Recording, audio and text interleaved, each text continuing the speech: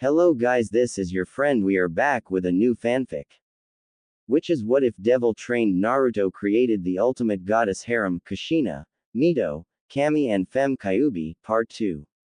And if you enjoy this fanfic then please press the like button and subscribe to my channel for more fanfic like this. And now let's start the fanfic. So, you're telling me. You disregarded the rules, and attacked Hellwing Naruto for keeping the end of his bargain. Which you did so brazenly in front of my own sister resulted half of the Crusader Legion, destroyed. Is that what you're telling me here, Captain? Kami said her words sharp enough to through the hardest of metal and freeze the sun. Her eyes glaring down on the leader of the force who at the moment was quivering in fright. Megami was on the sidelines watching with a stern expression, as was a few other gods and goddesses. Yes, Kami-sama, was the words from the captain, thinking he hadn't done anything wrong, since he was trying to gain the chosen one's mother from the unholy grasp of that monster. I see. Are you a fool? Her words echoed around the court with enough divine power in each word to shake the court and make the mighty Crusader Legion into a trembling, whimpering mess and made her fellow deities shiver. Her eyes glowed with an angerful look within, her face set into a scowl at the fools before her. Kami-sama, was the words the scared captain spoke. You defiled my rules, broke them, ignored them. The laws I set even before you were created. And you want retribution for the law you broke. You're a fool. Hellwing had all rights to attack back when you and your legion tried to interrupt the deal. You should know by now. Deals made between demons and humans are set in stone. No matter who they are. The ancient rule never to be broken, yet you did, and so carelessly. Her words making the captain and the rest of the legion go into shock. Kami sighed before sitting up straight, her eyes gaining a stony look. She already had reports from what her guardsmen had done and she couldn't be more infuriated. They had all but broke her laws and attacked Hellwing. With the words from her sister as well during the time had all but made her decision she was about to make all the more certain. But Kami-sama, only for him to be silenced when Kami all but smashed him into the ground with just her glare alone. No buts. I have decided your punishment. This got many raised eyebrows from other deities, unlike her sister who already knew what she was going to decree. The legion though felt confusion rise in them. Punishment. Why were they being punished for a deed they thought was justified? What punishment? The captain spoke, regretting his words almost as quickly as he said them. Your punishment is the most high, second to being killed. I will have you and your men stripped of your rank, title and banished from the castle where you will serve the rest of your lives in solitude, where you will repent for your actions against me. And to make sure you fools never try this again, I will make an example out of you. Since your punishment is close to heresy, I will treat you as such. Before anyone could understand what she meant, Kami merely raised her hand and with a subtle twitch of her finger she caused the clueless captain of the Crusaders to be flung her way by an invisible force before he was seen floating right in front of her. His shock was present only to be replaced with terror when Kami's cold, unforgiving orbs pierced through him as her words seemed to cause every occupant within the room to stiffen. For your disobedience I will deliver your punishment myself and teach you what happens when you disobey my ALWS, she said before she slowly stood up to her full height before she raised her hand before pointing her index finger between the captain's eyes. Slowly white energy coated the tip of her finger before she spoke. Her azure ice-cold orbs bore through the man's own. Please Kami SS Sam NNN no. The man begged and pleaded but was ignored entirely as she without hesitation stabbed her finger right into his temple, not enough to pierce it, but enough for her energy to burn through his flesh and bone to mark him. Slowly as she ignored his agonizing screams, she dragged her finger across the man's forehead, creating a scorched line mark across the man's forehead, which she ran down the left side of his face before ending it at his left eye, which she with brutal efficiency plunged her energy-coated finger into his eyes, crushing and burning it away, melting it within his eye socket.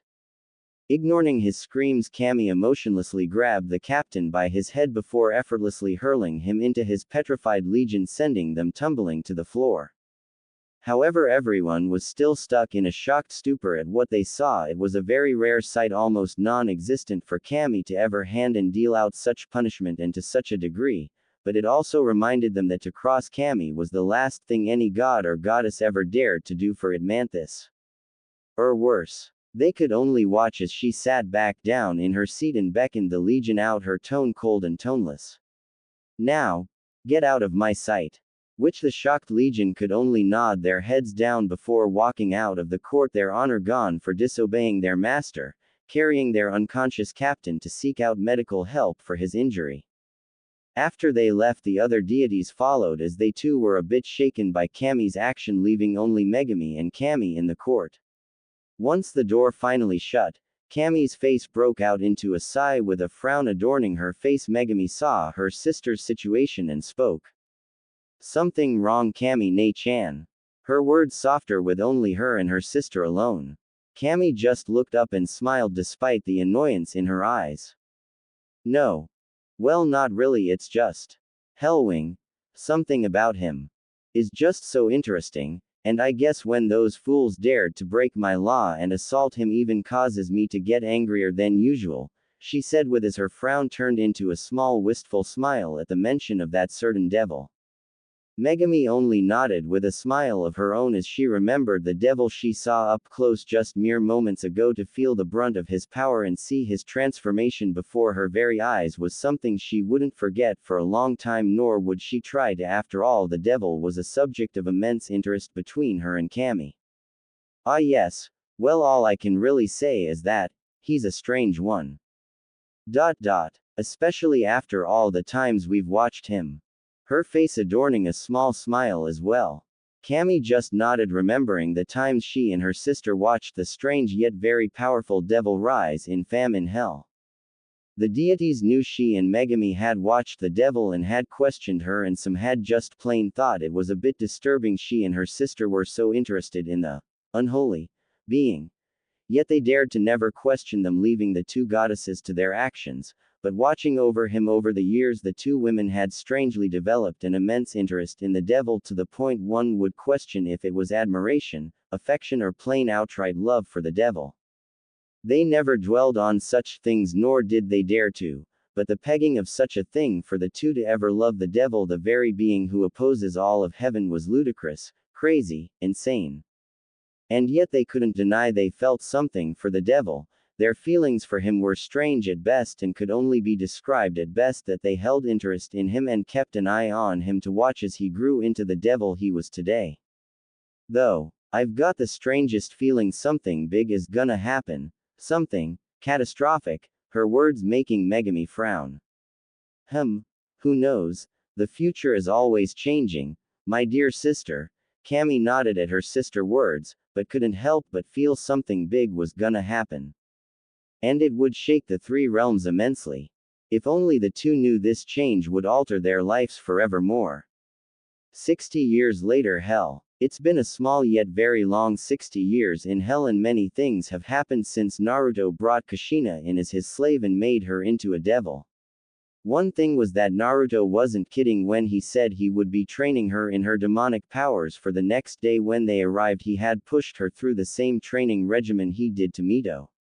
He made her do everything to get stronger, just as he did for Mito. And to Naruto's secret approval, she pulled through every challenge he sent at her with fervor to get stronger and prove herself to her master. The one that saved her from her nightmare and gave her a new life away from Ningenkai. Kushina, to Naruto's standards, was almost up to par with Mito. It would seem Kushina was much more in tune with training and sparring with either him or Mito made her power jump by leaps and bounds. Mito, though, didn't slack up a bit. If anything, she trained even harder than ever before. Maybe it was because she had someone to train with. Someone that she could actually challenge without being beaten into the ground each time. Or maybe it was something else. Who knows? Only that Naruto knew the two, for the lack of the better word, were the perfect team. Mito the long-range fighter, as Kushina herself was a close-range fighter. Both worked out their weaknesses and made them their strong points, so their teamwork was most amazing.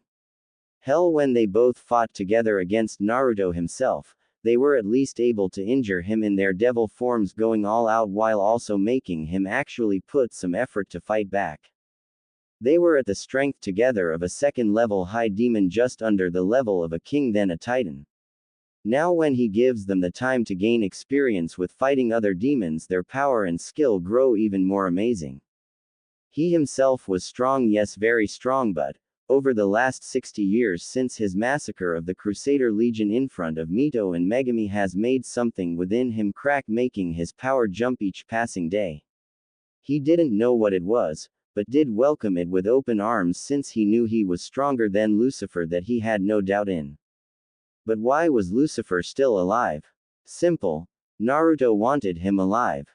For one simple purpose, and that was to show him the difference between themselves. In both power and skill.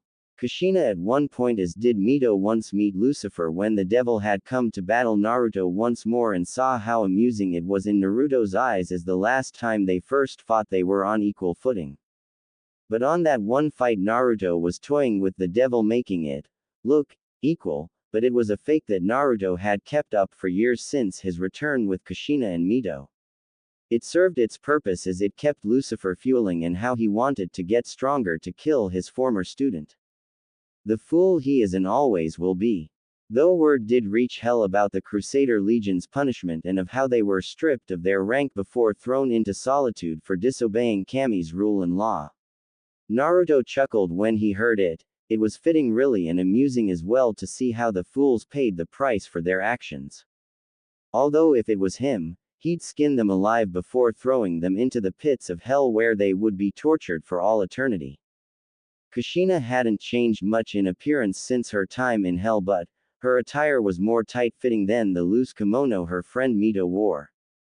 For Kushina wore a crimson kimono along her body, hugging her hourglass figure perfectly, as a black toby was wrapped around her waist, which held her maroon-colored katan through her toby as hoister.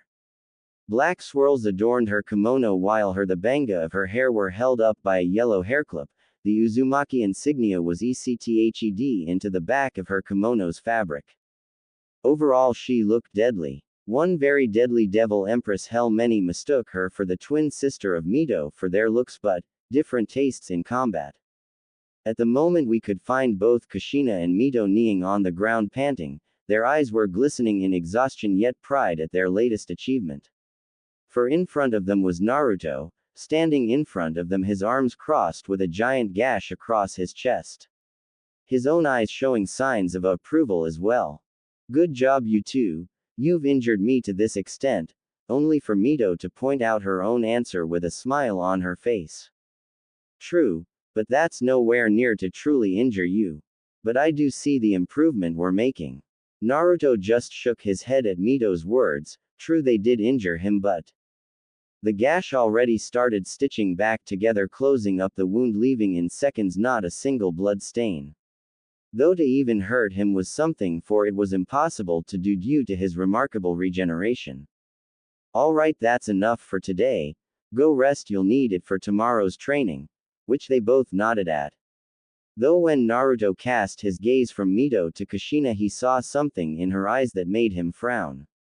It was sadness. Hell Street of Helma. Walking along the streets of Helma, the village of demons of all kinds, was Naruto, his slaves on both his sides. Demons all parted way from them, or those that knew of Naruto's reputation steered clear. However, it was the children that gazed upon the devil in awe and reverence.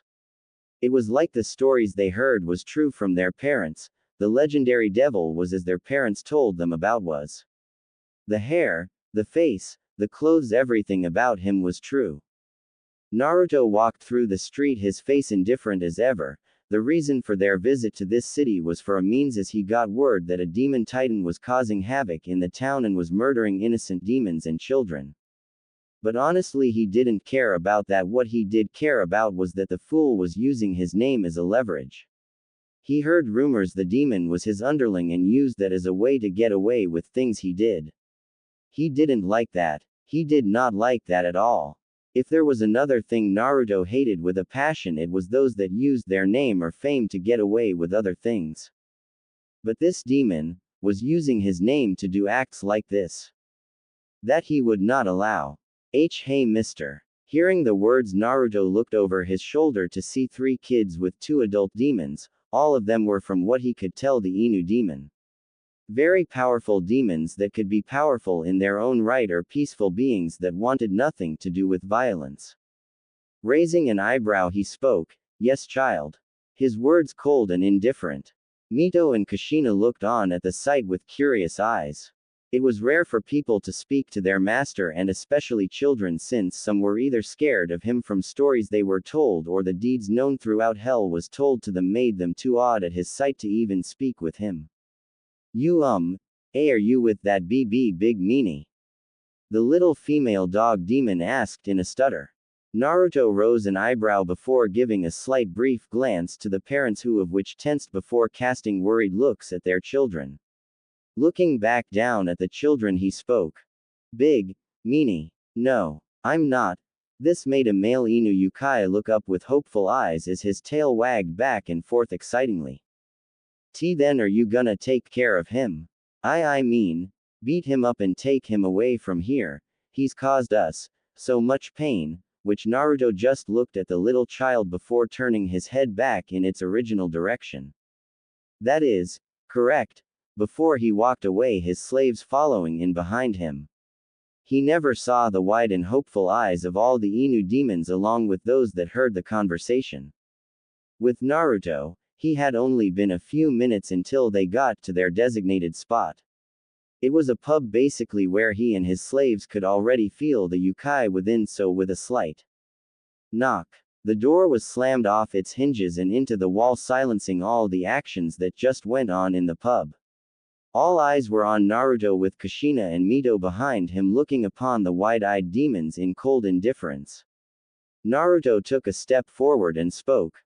"Now, which one of you is named Garrosh?" he said, and just as quickly as those words left his mouth, all pointed at a demon that just ran out the door. Twitching, Naruto sighed, rubbing his temples. "Pathetic fool," he said before all 3 vanished like the wind, only to appear in front of a demon that halted right in its steps. Its big hulking body froze in mid-step, its red eyes wide in terror as Naruto appeared in front of him with a sinister look in his purple eyes. They were all on the streets of the Helma, with villagers alike looking upon the scene with fear of what was gonna happen. The demon was named Garrosh Hellscream, who in general was a blood-red-skinned fell orc which dwarfed the size of other regular orcs. This was another demon titan that was known for his brute strength and abilities to rupture and upheave the very ground of hell, earning him a fierce reputation as a demonic killing machine. Yet that meant nothing to the devil before him, not that he knew who this truly was. "So you're the one that's been using my name to cover up your crimes, right?" Garrosh then right there answered his question by speaking. "And just who are you exactly? 'Cause you know if you attack me, my boss Hellwing Naruto will come down here and kill you, before taking your little whores with you," it said with a lecherous grin when its gaze set upon Kushina and Mito. Now this was a very bad thing to say, since for one both Mito and Kushina gritted their teeth in anger as their demonic aura came off them in waves. The second thing that happened was, Naruto's eyes gained a much more evil look in them before his eyes quickly gained a slit within. "That, you foolish child, was a mistake. For one, who do you think you're talking to? You say you work for Hellwing Naruto. Do you even know what he looks like? Well, let me give you the picture, right in front of you, for I am Hellwing Naruto." His words making the demon take a step back in shock once its eyes finally settled upon his appearance. His form started to tremble shakily as the combining demonic auras started to push down on him. Taking a step forward, Naruto spoke once more as his eyes flared purple as his form flashed in demonic aura. "And insulting my slaves was your second and worst mistake you'll ever make again." With that, Naruto descended upon the demon, laying down a beating so horrible that many demons that watched flinched and closed their eyes as the horrible screams from Garrosh echoed all across the village as his blood painted the walls and flew into the air. Crushing his tusks and jamming one through his chest, he sent the orc through several buildings before sending him into the ground, causing it to crater beneath the behemoth of an orc. Before the demon had time to even get up, Naruto was already there, his heel coming down, which slammed into the orc chest area, causing a faint crack before the orcs caved in on itself, while Garrosh's eyes bulged in agonizing pain. Such strength. Soon Garrosh was reintroduced to a whole new realm of pain. 15 minutes later. Once the beating was over, with Garrosh beaten and bloody, was over Naruto's shoulder as he and his slaves walked down the streets. They were on their way to throw the body into the hellfire pits where the demon could be tormented for what he has done. He didn't get off easy with Naruto and won't certainly ever again. Too busy screaming for mercy as his flesh and bones are burnt away only to regrow again, making his pain endless. As they walked though, Naruto kept giving small glances at Kushina since he had been seeing her act weird lately, strange actually, since she was usually a ball of energy most of the time. That's when he heard something. The mister did it. He beat the big meanie. Was the voice Naruto knew too well. Looking to his right, he saw the family of 5 Inu demons looking at him in either gratefulness from the parents or the awe looks from the children. That's when the youngest, a little female-looking Inu, ran over to him, her big black eyes wide in awe. She reached his leg and looked up at him with a smile on her face. Thank you, sir," she said before doing something shocking. She hugged his leg. This made Naruto freeze up, while Mito and Kushina looked worried at what would happen next. Their master, if anything, was cruel even to children sometimes, and his bloodlust from the little battle might not had been sated.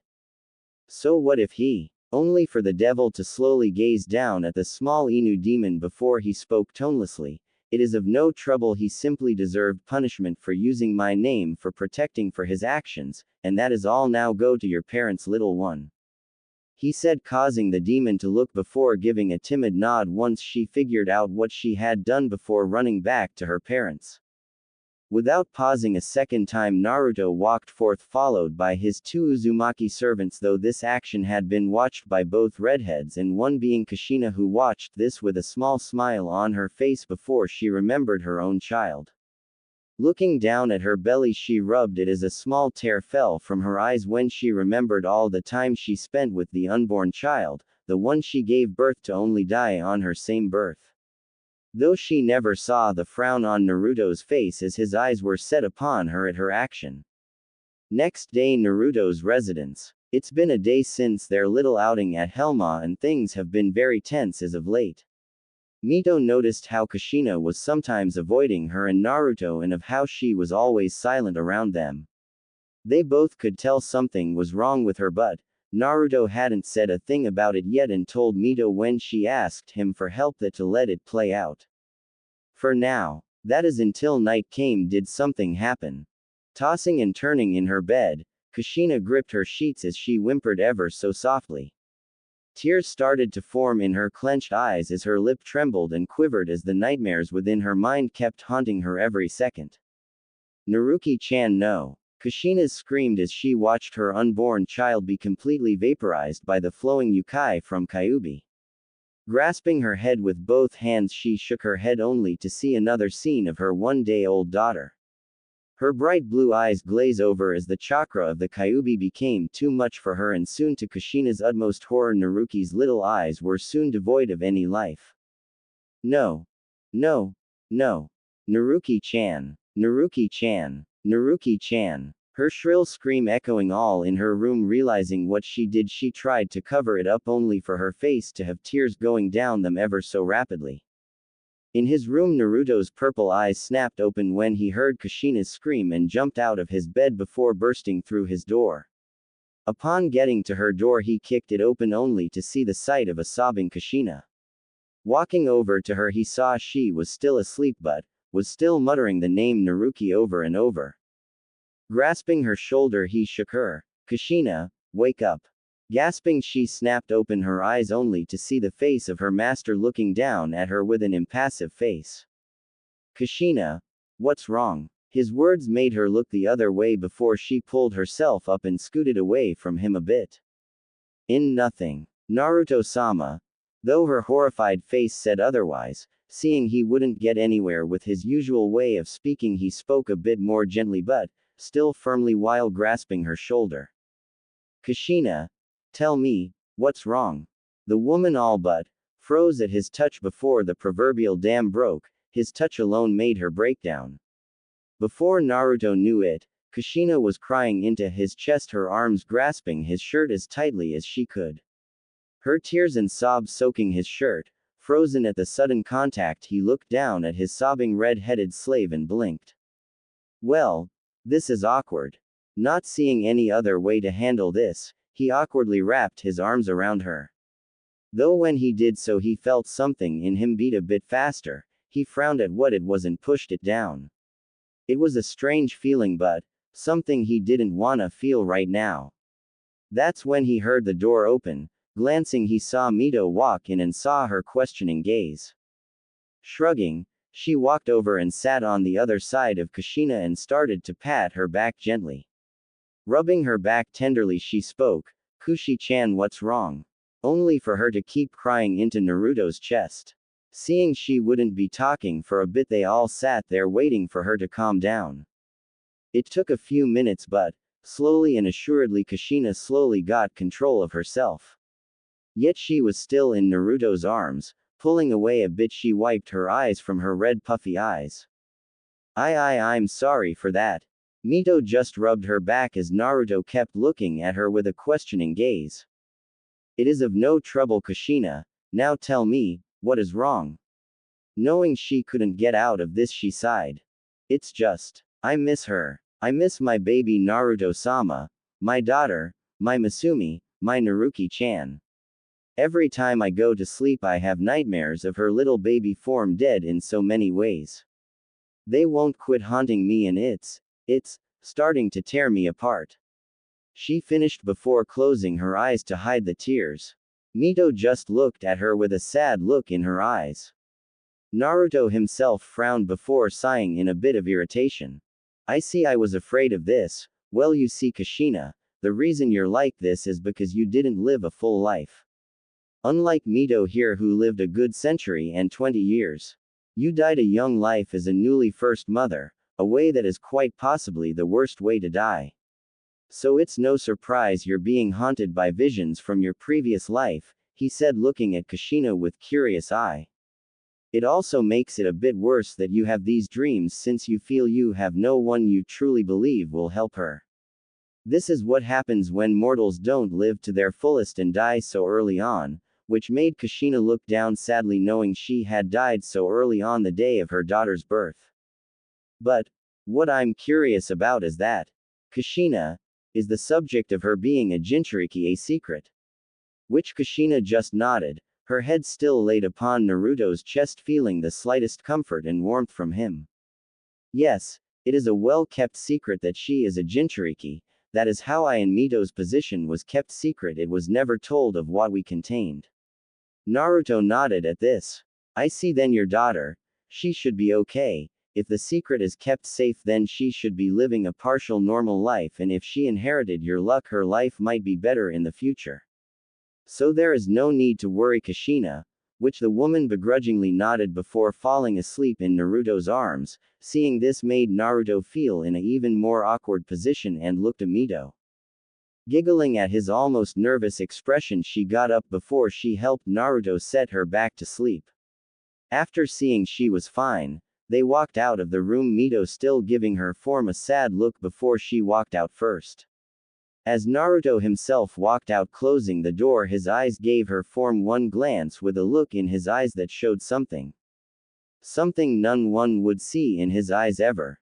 It was sadness. Then he closed the door, not knowing this event would be the chain reaction to churn the three realms forever.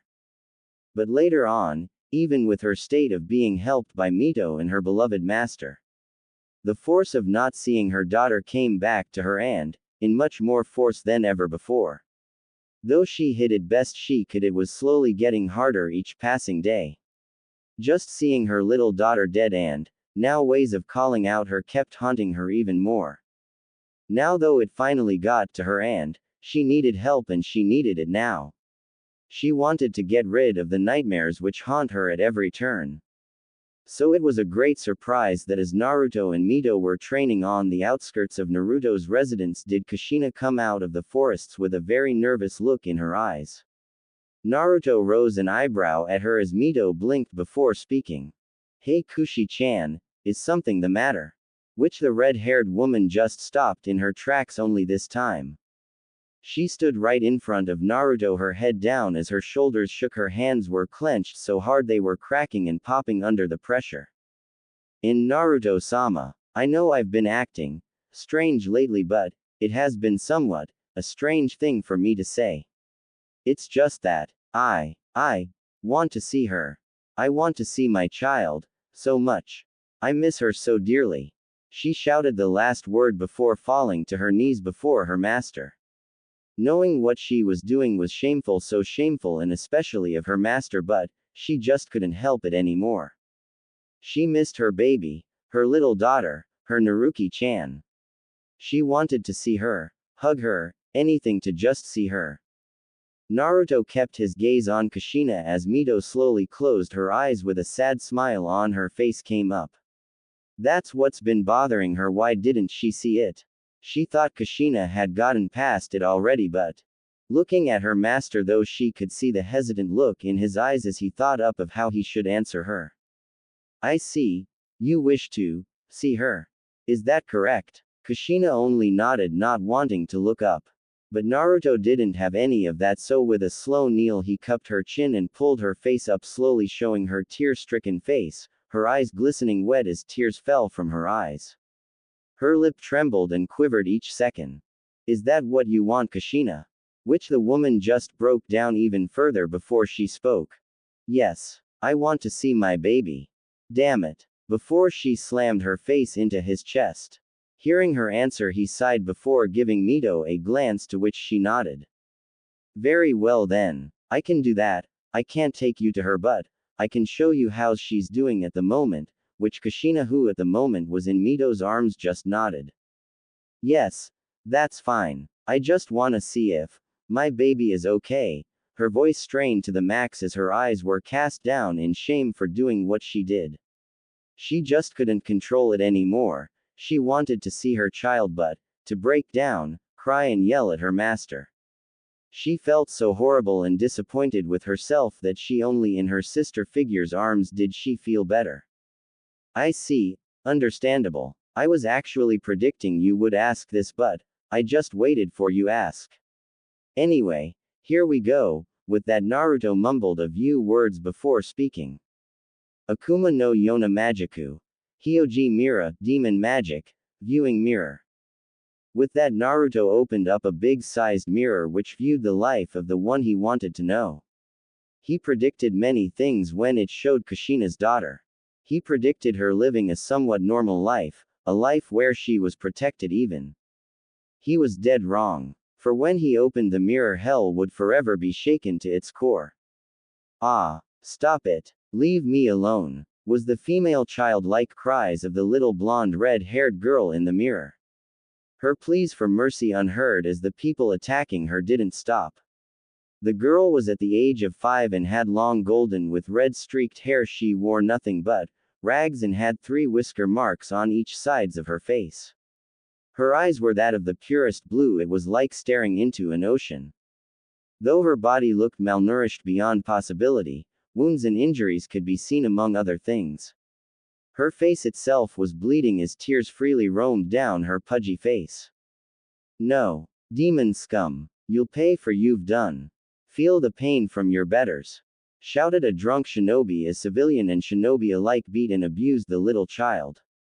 Beer bottles, weapons, kunai, senbon, shuriken and worst of all katanas. The 3 all watched this in emotions going throughout their bodies. Mito was trembling in anger, sadness and most of all hate. Her form trembled and shook as tears fell from her furious eyes as her shoulders and arms shook with each passing hit that was upon the little child. Kushina herself was more on the verge of a breakdown. Her face was formed into the shape of horror and anger mixed in. Her eyes were glistening in anger yet terror for the child.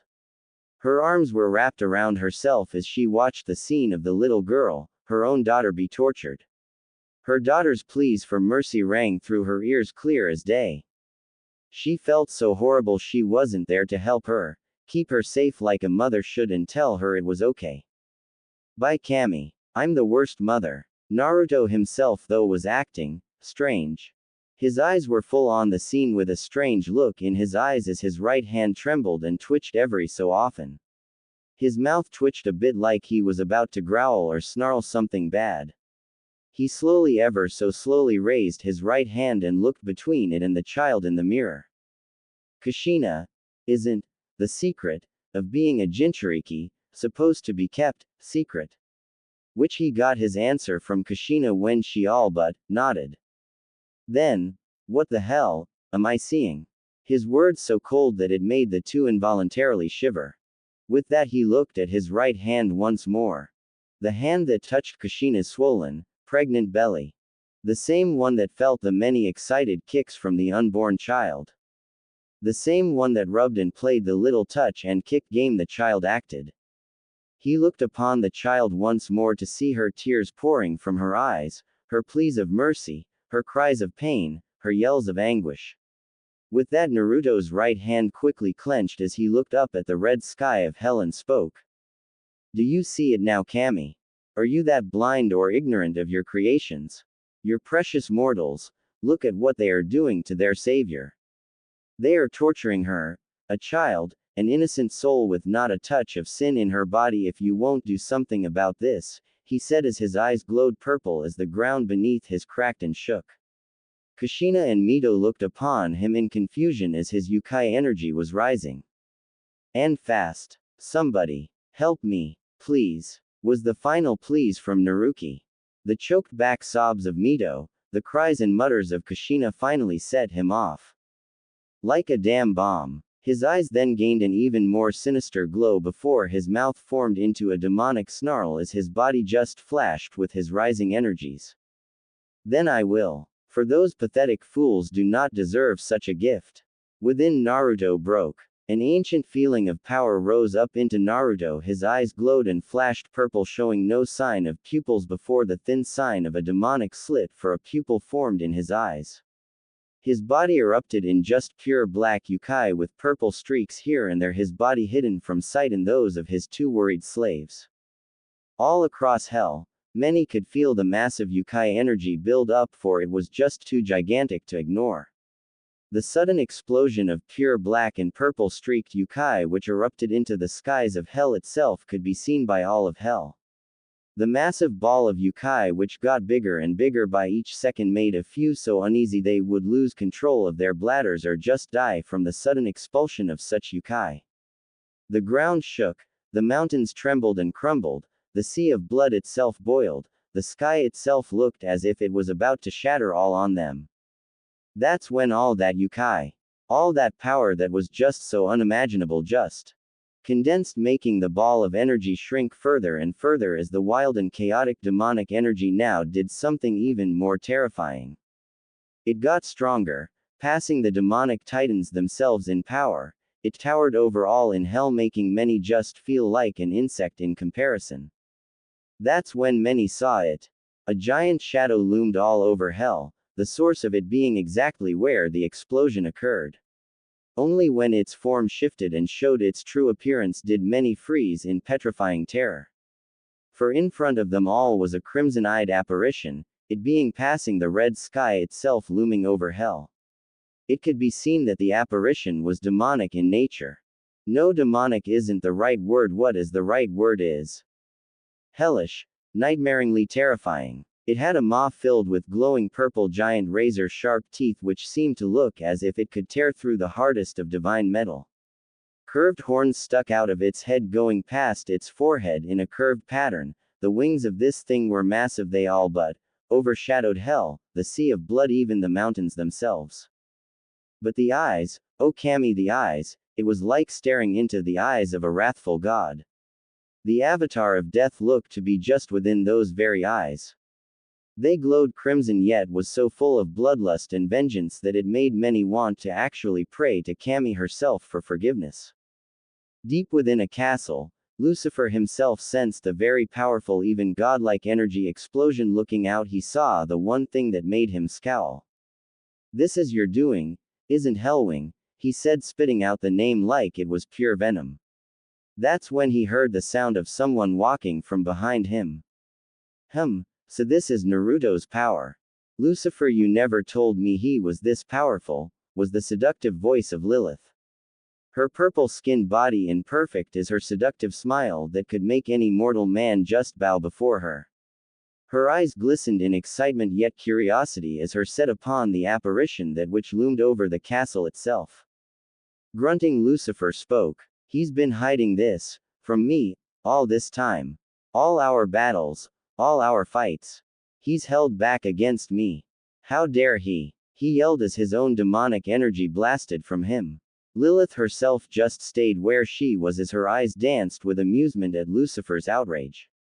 Though her eyes did shift once more to the apparition and she licked her lips as her body trembled and shivered in excitement. I wonder how our first meeting will be. Hellwing. Explosion site. Kushina and Mito both looked on at the apparition that appeared in the sky with something akin to fear yet amazement as they beheld the sight before them. The power, it was so amazing it rose up above the demon titans and they were pretty sure by now was up to par with the deities. Though that's when the apparition started to shrink. It condensed smaller and smaller until it got all the way down into the crater. The crater itself looked as if you could place the sea of blood itself within. It was enormous. Only when the apparition reached the very bottom did they see what become of their master.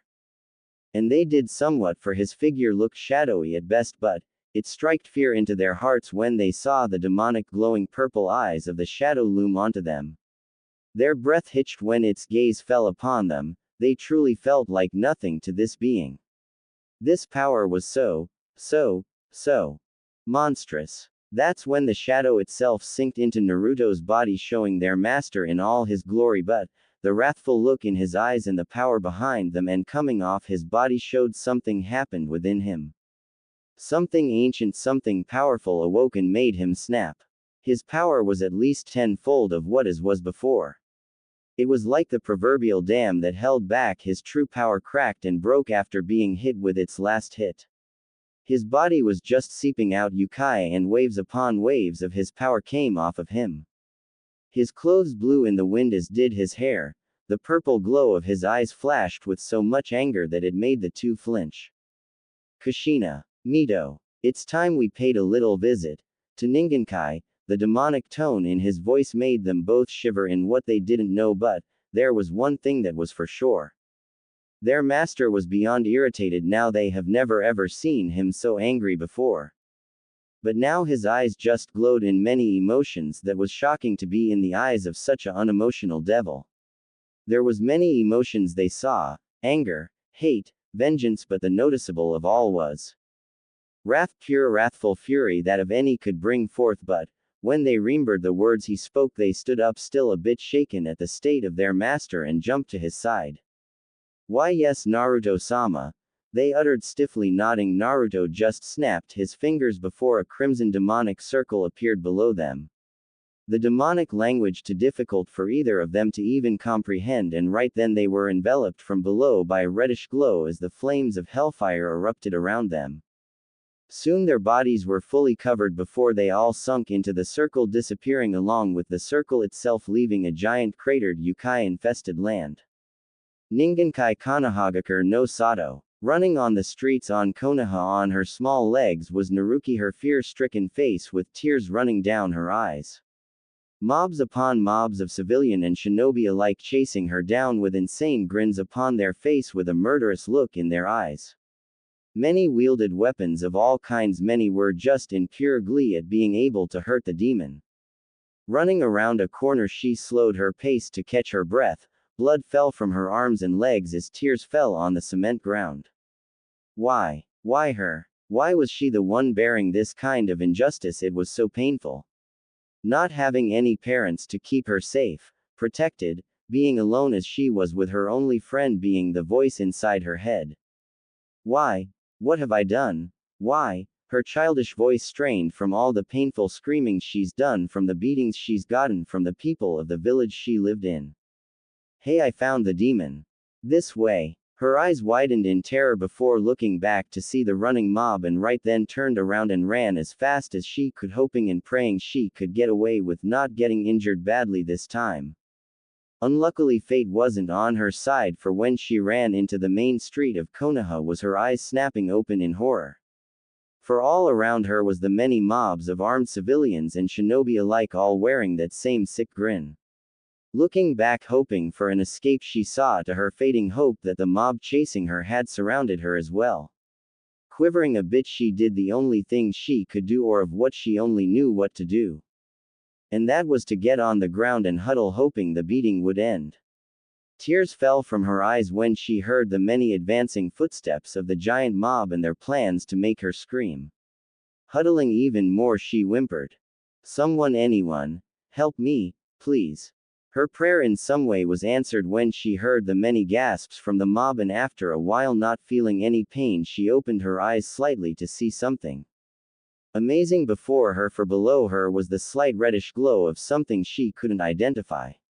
Akemi within her mind suddenly gasped.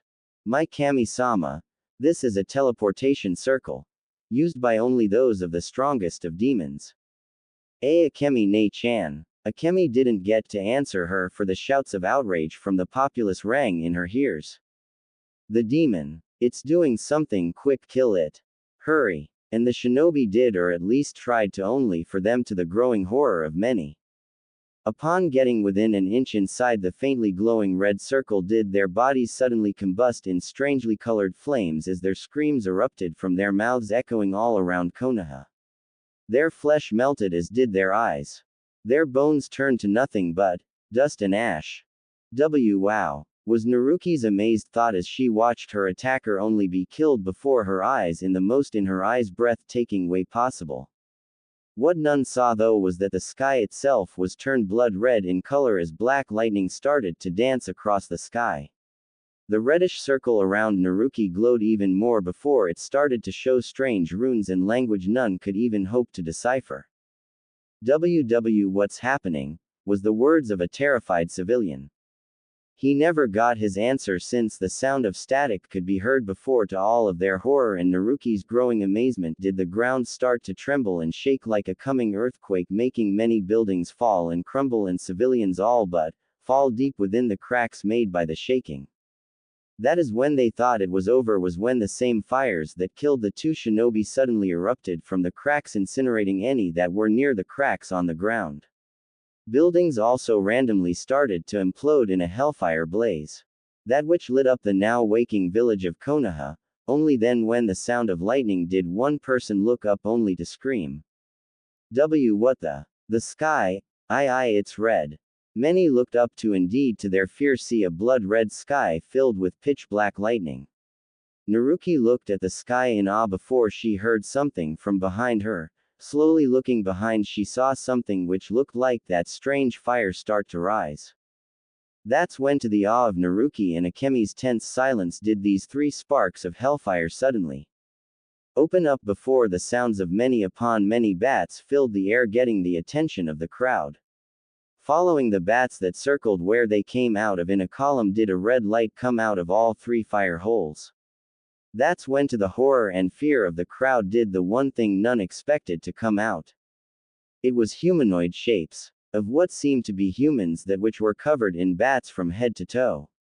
The taller of the two, only a foot away from Naruki, when they all came out completely, did the bat skin crack with crimson lines which glowed faintly. The cracks got more frequent before suddenly the crowd was blown back into the air and yards away from where they stood. Only strangely enough, Naruki was still where she was, her eyes wide and filled with awe and wonder at what she was seeing. For she was seeing two of the most prettiest ladies she's ever saw. Their red hair looked so soft and silky she wanted to touch it. The one, though, with longer red hair was strangely smiling at her. No way. If they're here, then that means. Naruki heard her but turned her gaze at the last person that stood right in front of her. His imposing statue made her shiver. His glowing purple eyes were looking all on Konoha, making her just think Konoha would just implode by his gaze alone. She wondered though who these people were and if they were also gonna hurt her. The thought made her tremble. Naruto himself, after looking around Konoha in just pure distaste, did give a glance down at Naruki, making her break into a shaking mess. When he saw the wounds and blood on her body, made him clench his fist tighter before he looked up at all the squirming humans before him. He could smell their fear, their hatred and, to his disgust, the disgusting smell of urine. The fools all but soiled themselves. Pathetic child. His words echoing all around the area, Naruki hesitantly looked up at him, seeing his imposing figure. Why yes, sir. Naruto just walked past her and spoke, "Go to your mother, you two have been separated long enough and your reunion has been long overdue." His words made her go wide-eyed before he looked back to see Kushina smiling at her. Tears were falling from her eyes, as were Naruki's. Ka-san. Her voice in nothing more than a quiver of hope, hoping what she was seeing was true and not one of her many dreams and not a false reality. Kushina smiled warmly at Naruki before she crouched down and spread out her arms. Naruki-chan, come here. That's all the little girl needed before she ran to Kushina and practically jumped into her arms before bursting into tears. Ka-san, you're here. She could tell even if she never met her mother before that this woman was her mother. She could feel it deep within her. This pretty woman was her mother. Kushina just let a lone tear fall from her eye as she held Naruki in her arms. Mito kneeled beside her and smiled at the family reunion. That is until she and Naruto heard the humans getting their bearings once more. WW, who are you? A- and why are you helping that demon? Shouted a shinobi. Mito just glared immortal before Naruto himself just gave the man a glance before speaking. I do not speak with the likes of your kind, now die like the pathetic filthy mortal you are. With that, Naruto pointed his hand outward at the mob of shinobi and civilian alike and spoke. Kushina, stay with her. Mito, stay with them. Who knows when heaven's forces will be here, as darkness started to shroud his stretched out arm. Sensing he wouldn't take a no like she would give him a no anyways, nodded and stayed by Kushina and Naruki's side. Besides, she could feel that Naruto wanted to release some pent-up anger. It was always such a good show when her master always kills. Good then. Now, let the slaughter begin. With that, he gave a glance at the terrified mob and snarled. Die. Bakahatsu no Yami no Bakuden, exploding darkness bomb. With that, the event which would be counted in history as the most bloodiest of massacres commenced. A orb of darkness shot from Naruto's hand and right at the mob of humans, shinobi and civilian alike. Clan members or council members. All were obliterated in a monstrous wave of pure darkness. The wave consumed all in its path, taking multiple buildings along with part of its walls. The blast was so enormous it gained the attention of every shinobi in Konoha, which all raced to where it came from. Naruki though watched with what she dubbed Naruto as the scary man, did and was in a state of awe. Kushina just smiled and held her daughter closer when she saw her eyes at the scene of what Naruto had just done. For before Naruto's outstretched hand was a mob of civilians was nothing more than ash. A giant trench of the explosion's size showed stretching on for miles to miles on end. Spitting on the ground, Naruto's face contorted into plain disgust before he just turned around and spoke. Quit your hiding and come on out, you pathetic ninja. So with that, all around Naruto did multiple shadows of shinobi pop out, many Junin and Anbu. The numbers were quite many, but, to him, it wasn't even a warm-up. Taking a step forward, he spoke as his demonic aura flared from all around him, cracking the ground and shattering the building walls around him. Let this be put into the history books. Let all of Ningenkai and heaven itself know that Konohagakure no Sato has its first ever massacre. With that, Naruto all but jumped at the shocked shinobi. They never saw what came next. Grasping one shinobi's head, he let out a snarl before snapping it. His snarl turned into a cruel cold smirk when he saw the terror-widened eyes. He looked at the charging shinobi and grunted. Twisting the head even more, he ripped it off, spraying blood like a fountain all over the approaching shinobi before he planted the disembodied head into a sneaking from behind him shinobi into the face, shattering his mask, and practically with just force alone fused the head into the other's cracking and shattering skulls.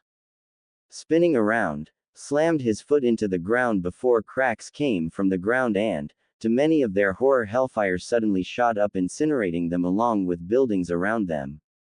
Pointing his right hand out in a strange position, he spoke. Haru. Titan no Kobushi, hellfire. Titan's fist, and to the horror of many, a giant hellfire titan-sized fist formed over Konoha's civilian district. It being the size of Kyuubi herself. Once it touched the ground, half of Konoha's village was destroyed by a massive explosion of hellfire. The ball of flame evaporated and destroyed all it touched. None were spared, children, civilian or shinobi. All were killed, none were spared. Men, women and children alike were not spared. His wrath, soon the corpses of the dead littered the ground while some were screaming as their flesh melted from their body from the intense heat. Wow. Naruto-sama isn't pulling any punches. Mito said as she watched the fiery ball of doom light up the blood-red sky. She watched as Naruto just gave a cold chortle as he butchered more vengeful shinobi. Kushina just nodded as Naruki kept her gaze on Naruto's form in what seemed like some kind of remembrance of some sort. His cloak billowing in the wind and smoke, Naruto's glowing malevolent eyes cut through the smoke of fire and sulfur like butter. Around him were multiple mutilated bodies of shinobi dead in their own way. The sound of dripping was heard, for upon Naruto's outstretched hand was a dead body of a Uchiha hanging off his arm, his hand shot through his skull. Waving his arm, he slid off the Uchiha before looking to his right. Another force of shinobi, foolish. With that he faced his to the right and spoke. Akuma Magiku. Jigoku no Kokaku Shu, demon magic. Skeletal hands of hell, and before the awe and amazement of the Uzumakis behind him did a rupture upon the ground crack open. Right then a group of shinobi appeared above it. Naruto smirked as he watched their faces form from hate and anger to horror and fear as skeletal hands coated in flames of hell shot out, pulled them down, formed the air and into the rupture. Ah! The fire! Ah! Oh sweet Kami! The pain! Ah! What are these things? Wait, no. The last one silenced via by the bone hand crushing his skull in. Naruto just smirked cruelly and relished in the sounds of the human scream and pleas of mercy as their flesh and bones burned and turned to ash by the fires of hell. He watched them be pulled into the rupture with satisfaction in his eyes. That is when he sensed to his ire another forcing coming from his left, only a chakra signature higher than the others were with them. Bursting out of the streets were shinobi upon shinobi, leading them were Anbu of the highest level, and before them were the shinobi clan heads of Konoha. Finally was the one that made Mito have a twitch in the eyebrow. It was Senju Tsunade, granddaughter of Tobarama Senju and Godime Hokage of Konohagakure. Her amber eyes were filled with anger and distaste at the being before them who had destroyed so much of their village. With her were the clan heads of every clan in Konoha garbed and ready for battle, though Naruto just ignored their presence and spoke. Pathetic. If this is how strong Ningenkai has to offer, then I'm sorely disappointed, his uncaring gaze shifting back to his normal uncaring one. This seemed to irritate the shinobi that were ignored by him, and Tsunade spoke on their behalf. Who are you? And why have you done this? Which Naruto just gave her a glance, but it was enough to send her into hysterics when his purple demonic eyes set its gaze upon her. Soon an overwhelming feeling of pure demonic energy washed over her, making her shiver in petrifying terror. Snarling at how pathetic the woman was, he turned around, raised his hand up into the air. Pathetic mortals, witness the very bringer of your home's slaughter, before looking over his shoulder, showing his glowing slitted eye. Before anyone could say anything or utter a single word, Naruto spoke. Haru. Barajingu Ryusei Shawa, hellfire. Blazing meteor shower. Right then all watched as the loud rumbling sound could be heard. Looking around, they suddenly looked up to see to the Konoha shinobi's horror and Tsunade's terror. Hellfire engulfed meteors coming down on them, they being the size of medium-sized buildings.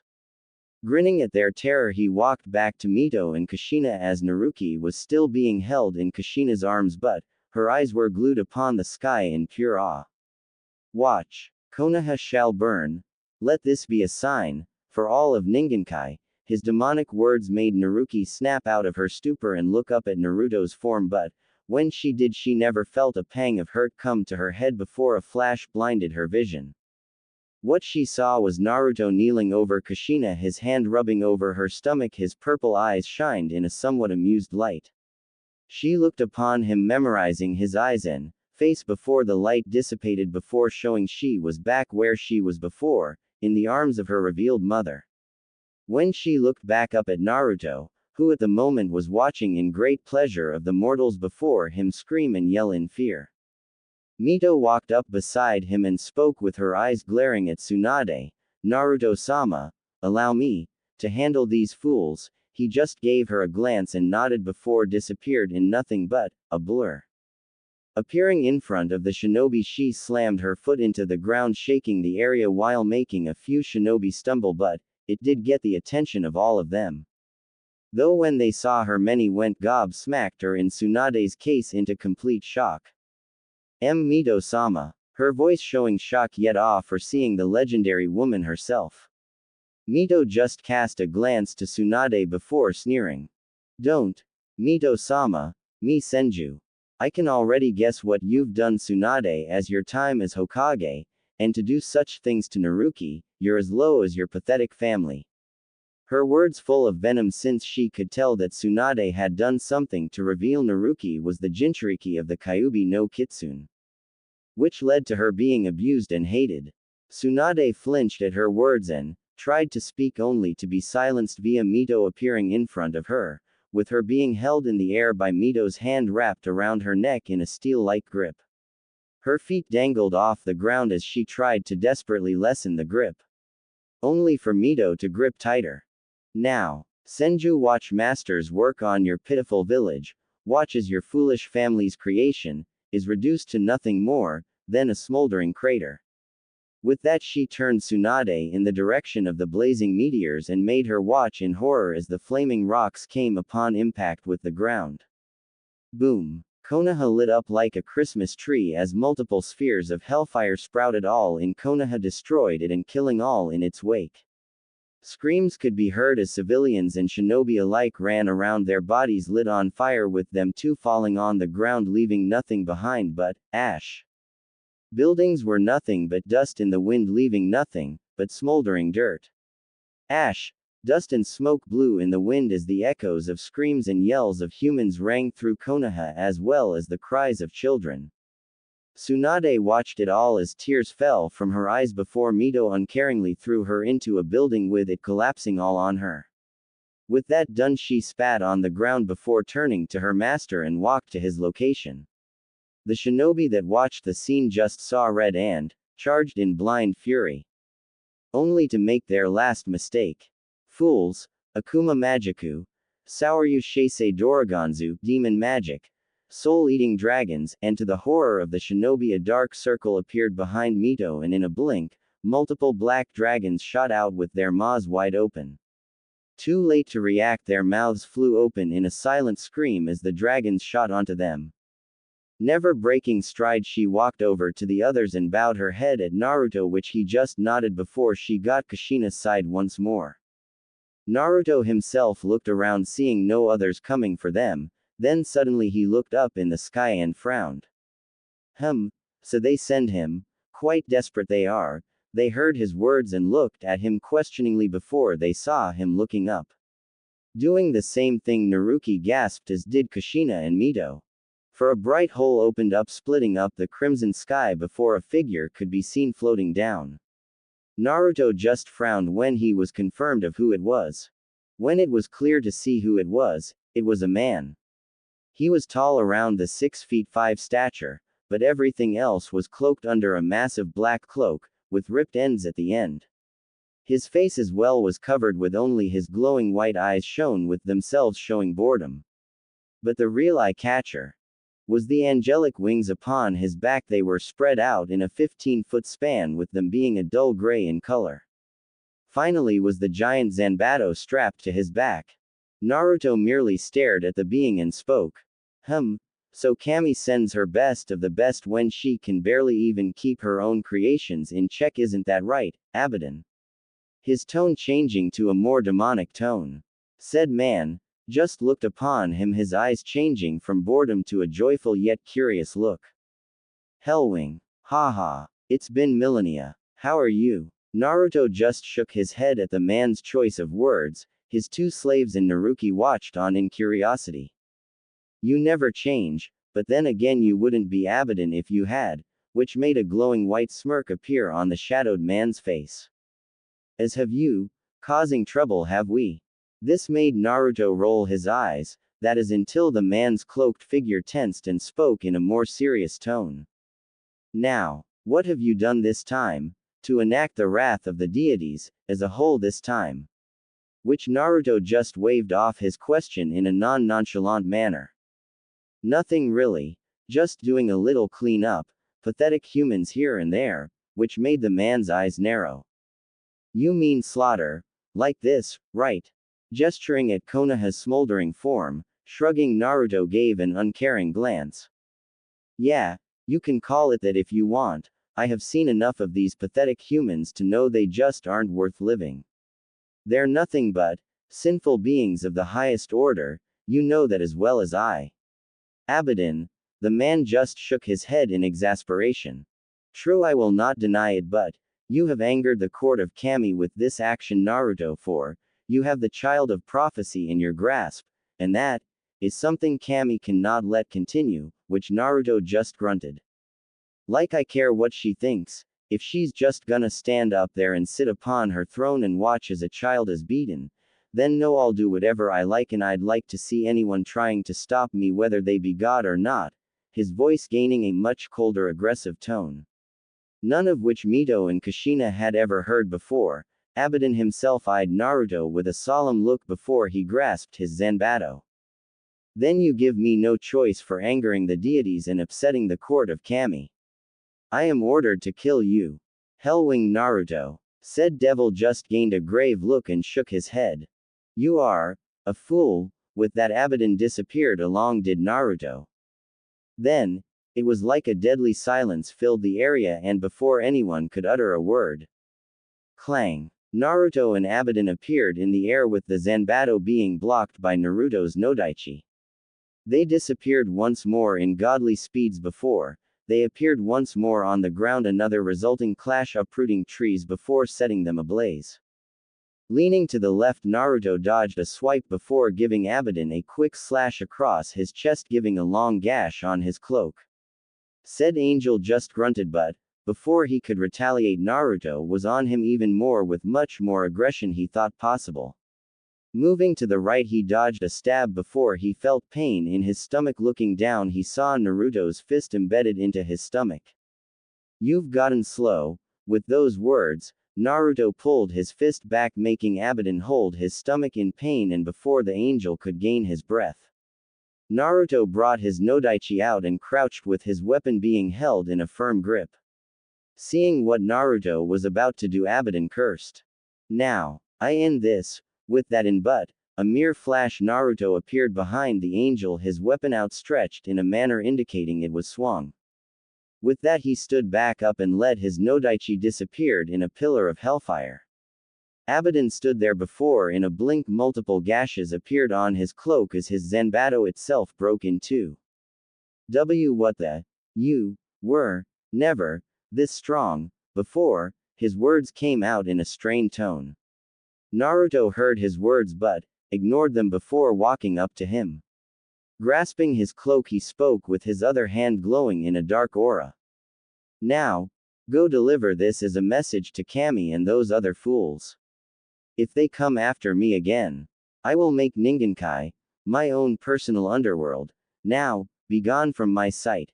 And become stronger. You've become weak. With that, he threw him into the air before disappearing.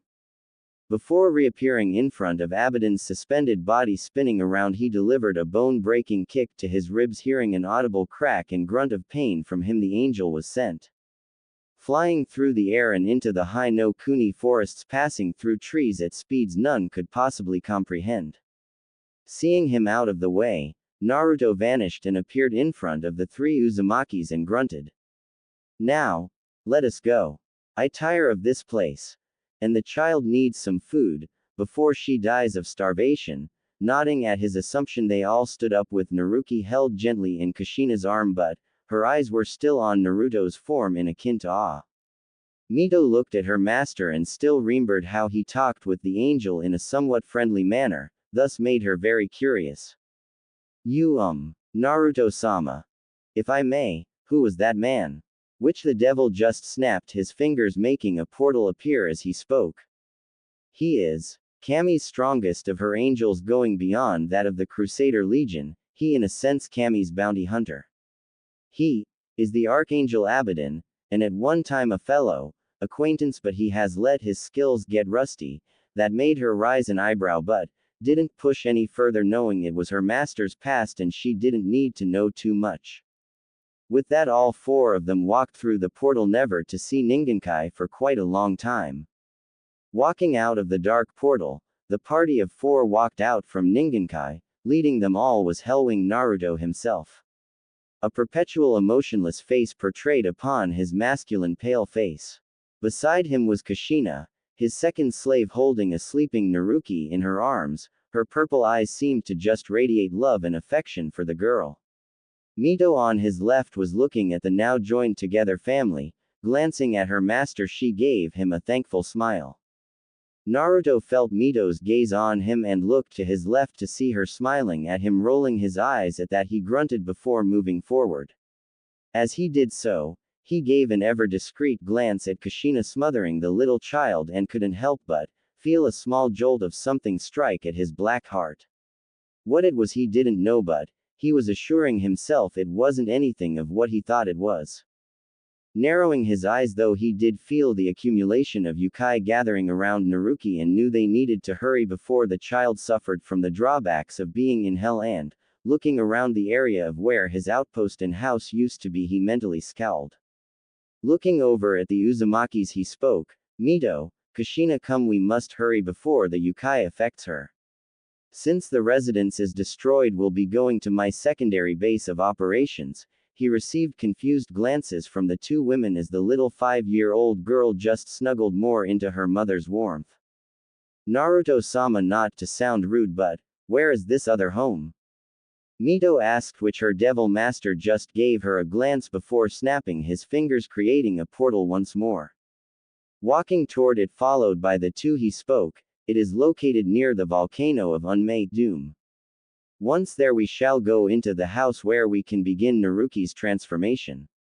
Kushina and Mito nodded at this, knowing the only way for Naruki to live in hell, if she was to be doing so, was to become a demon. They both knew this and didn't quite care. Humanity was all but a disgusting term to them. They honestly couldn't be happier to have chosen the life they had now, especially Kushina, as she held her little Masumi in her arms once again. Though what none saw or sensed for that matter was a pair of eyes watching them with pure disgust and hatred for the three devils. Cliff side of the volcano. Stepping out of the portal, Naruto and the group came upon the cliff of one giant volcano, one where the very peak itself reached past the dark blood clouds itself. The two seemed to be marveled at the sight, as lava seemed to run down its out shell, somehow separated from the cliff side itself. Mito, Kushina, stop standing and hurry up. Naruto's voice shook them of their stupors and rushed toward him. Kushina, while following her master, looked down at Naruki only to see, to her growing horror, her face scrunched up like she was in some sort of pain. The whimpering didn't help it either. Naruto seemed to have heard the small whimpers and appeared beside Kushina with an impatient look in his eyes. Damn it, the effect of the yokai is spreading faster than I thought. I'm gonna need to improvise, he said before taking Naruki from Kushina's shocked form. Then he looked at both Kushina and Mito. Follow me. With that, he shot off deep into a cavern within the volcano. Without a second of hesitation, they followed him in. Not knowing what their master was going to do, they never did see a shadow of a being within the darkened cliffside. Within the cavern, Kushina and Mito had both caught up to their master only to see him standing in a runic circle similar to the ones he used on them, only this one being written differently this time. The other thing that was different, that instead of a dead body in the center of the ceiling circle was Naruto himself holding the little girl in his arms. His yukai seemed to slowly seep out of him and into the runes in the arcanic circle. His eyes seemed to glow ever so slowly as his hands held the trembling Naruki. Casting his gaze at the two worried slaves, he spoke in a slightly demonic tone, "Kushina. Mito, things are gonna have to be done differently with the girl's case. It would seem the Biju's yukai within her and the infinite amount of yukai in Makai is slowly tearing her apart on the inside. Her soul itself is being corrupted and soon will either die or she would become nothing more than a bloodthirsty demon."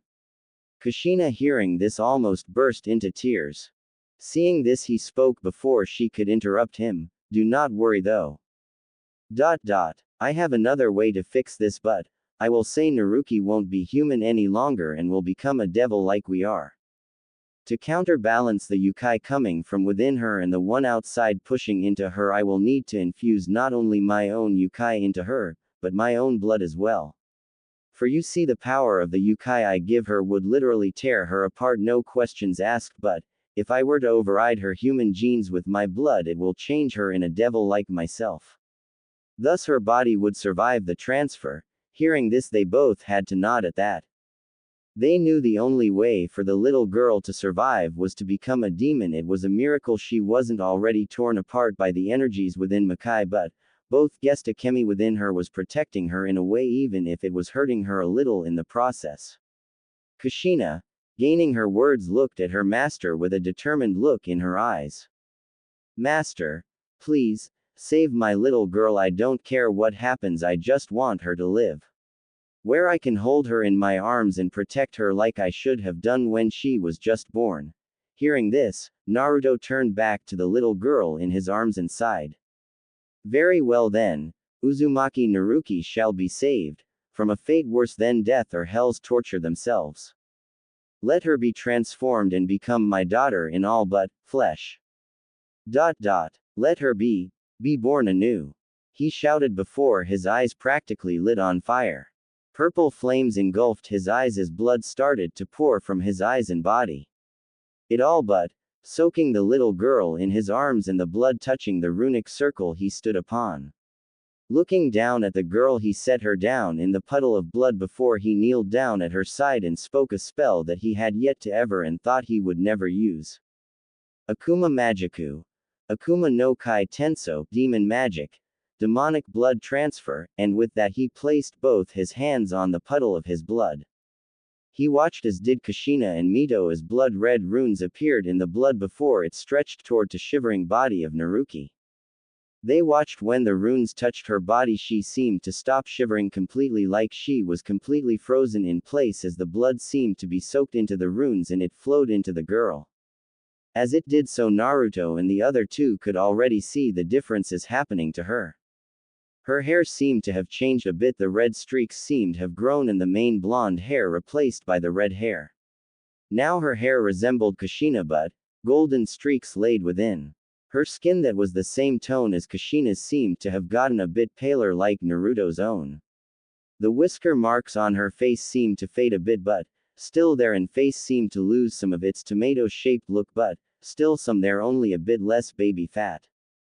As the blood finished going into the frozen form of the changed Naruki, Naruto sighed before he placed his hand upon the girl's head and spoke once more.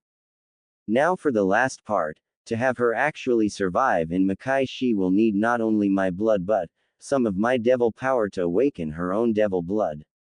So when this is finished, she should be just fine." The two nodded and watched with bated breath as they watched their master practically save Kushina's daughter from death and bring her to a new life they knew she would love than the one she had before. Channeling his devil power while condensing it into a much weaker version as to not kill the child due to overpower, he channeled it through his body and to his hands before he spoke. "Akuma Magiku. Akuma no Pawa Tenso. Kakusei, demon magic, demonic power transfer, awakening. With that, his hands bursts into purple flames before they traveled to Naruki, engulfing her body. Though the flames didn't harm her, more like it was welcoming her, covering her up like a warm blanket. Plus, the comfort showing on the girl's face showed exactly how much she felt comforted at the flames engulfing her body. But soon, they like the blood slipped into her body, most assuredly into her new demonic genes to awaken her devil blood. It seemed to work when her body soon let out a small shockwave, creating a small crater where she laid. Yet it didn't disturb Naruto or the other two Uzumakis in the slightest, though Naruto did raise an eyebrow at the power output she just released. That's interesting. Even if the power level she released was lower than most demons, it was enough. It was around the level of a low mid-class demon before going into the trained demon's Yukai levels. Most demon children never have such power at such an age. He was cut out of his thoughts when he heard a slight murmur under him. Looking down, he saw Naruki's face scrunching up before she slowly opened her eyes, as only to close them while rubbing her tiny fists in her eyes to get them situated at the sudden little light she seen. Once she opened them again, Naruto did see to his slight surprise her eyes now looked more like Kushina than the azure they once were. They were a mix of his own eyes and Kushina's, a light violet instead of the deep violet Kushina had. Looking up, she saw the man that she had dubbed the scary man, looking down at her with an almost impassive face. Blinking rapidly, she spoke, Anyo, sir. Where am I? A-A, and where's KK Ka-san? She spoke timidly yet with a fire in her tone. Naruto just kept staring at her as he listened to her question, that is before he spoke. It seems I've missed something. Oh, that's right. I need to pull that pest out of you to fully reach your demonic abilities. Single quote. Naruki blinked confusingly at this while Kushina and Mito's eyes widened, knowing what he meant at his words. Somehow sensing their distress like he always does, he spoke, not looking back at them. Do not worry, the girl shall not be harmed in any shape or form, though. I can't say the same for the kitsune within her, his words at the end carrying a slight edge. Nodding, knowing she would be okay, Naruto placed a hand on her shoulder and spoke. Child, do not speak, move, for if you do you'll be in more pain than you could possibly imagine, understand? The girl, despite her young age, understood what he meant, sensing the seriousness in his voice, and nodded at him. Curiosity just blazing in her eyes.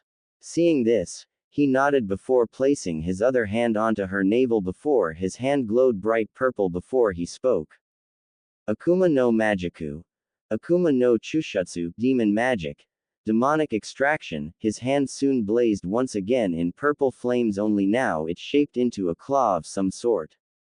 He then suddenly plunged his hand through Naruki's stomach and into the seal. Though somehow Naruki didn't let out a small whimper of pain.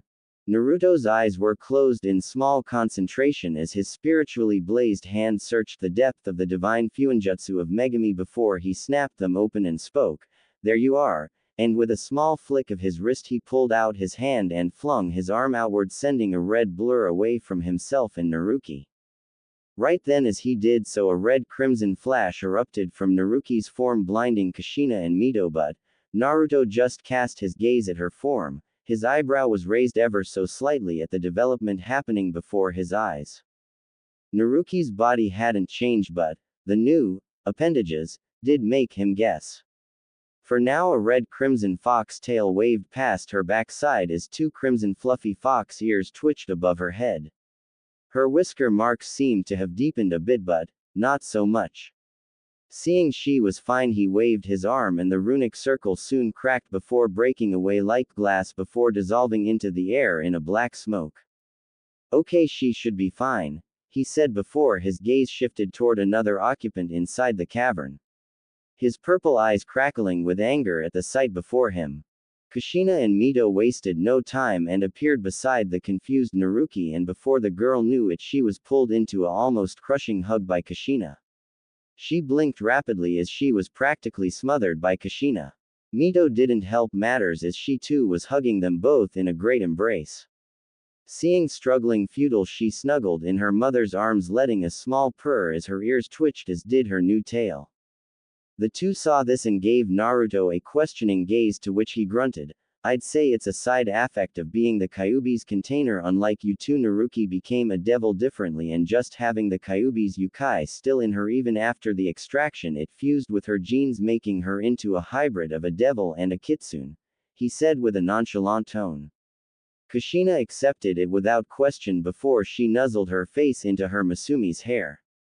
As the three Uzumakis stayed together, Naruto's gaze were now dead set upon the figure before him. "Now, what to do with you?"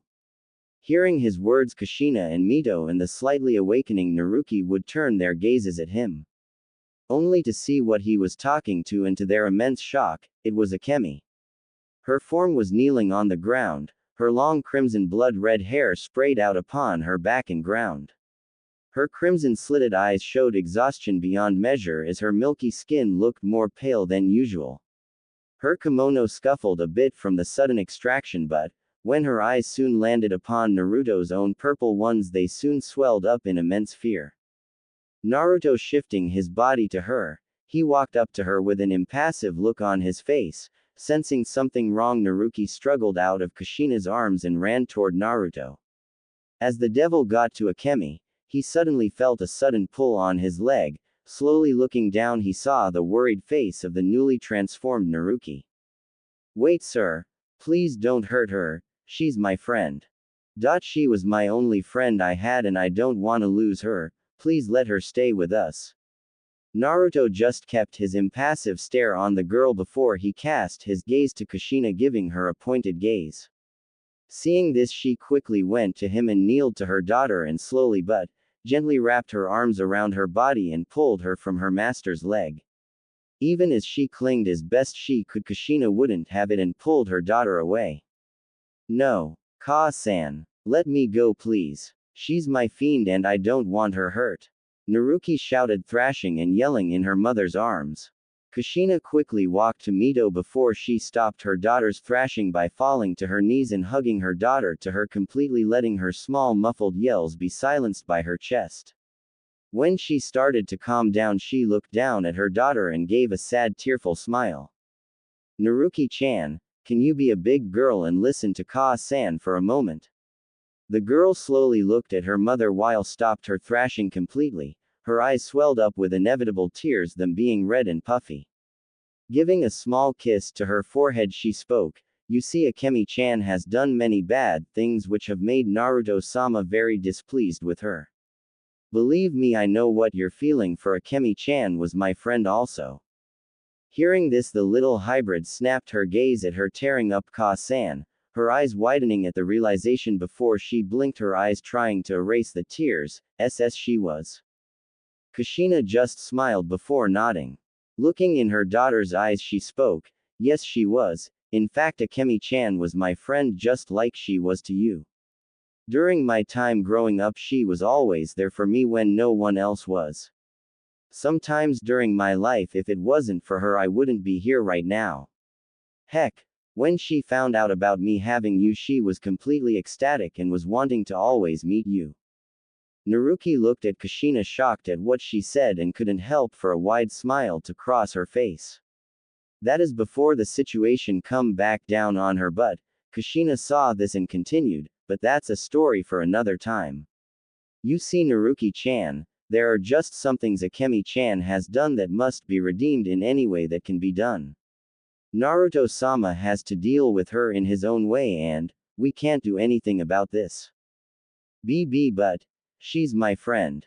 Kushina nodded, pulling her daughter even more into a embrace, and spoke softly. "I know, Naruki-chan. I know, but like I said, there is nothing we can do." This caused Naruki to go silent and look worryingly at her savior and her friend. Standing in front of Akemi, Naruto's eyes staring down her own without a shred of hesitation, his body imposing like a wrathful titan, pressing down on Akemi like a monstrous weight pressing down on her. That is before the sound of lightning sounded the area.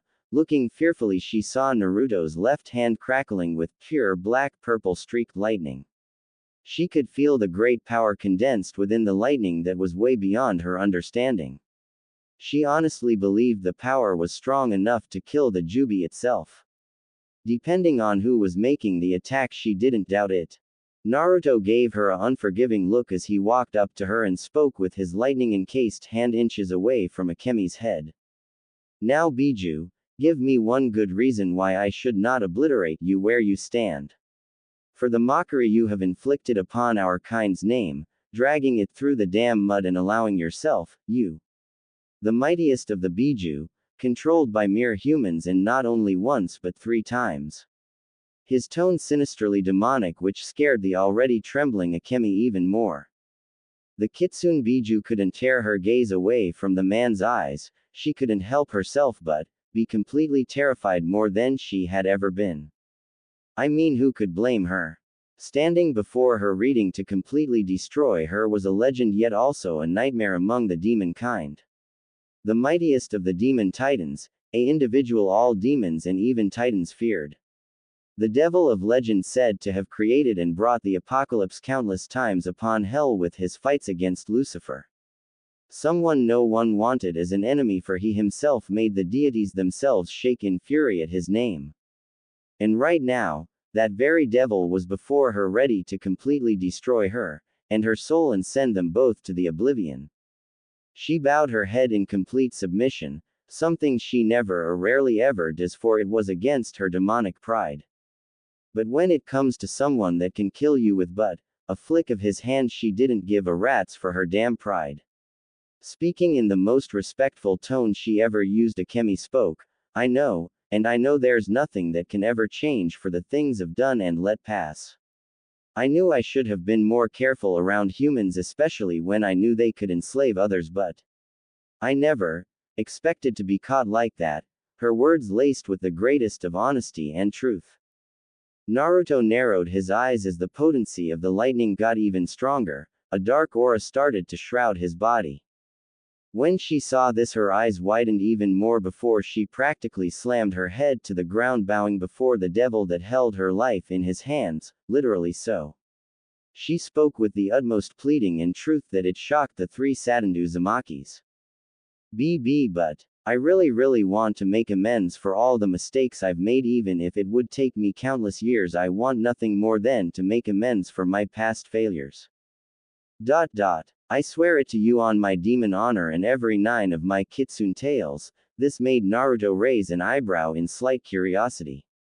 It was a known fact, the kitsune can never break a promise no matter what it was. By swearing on her tails, she was declaring how much she would sacrifice to make up for her mistakes. Not only swearing on her demon honor but her tails as well. This is an interesting development. Looking into her eyes, he spoke.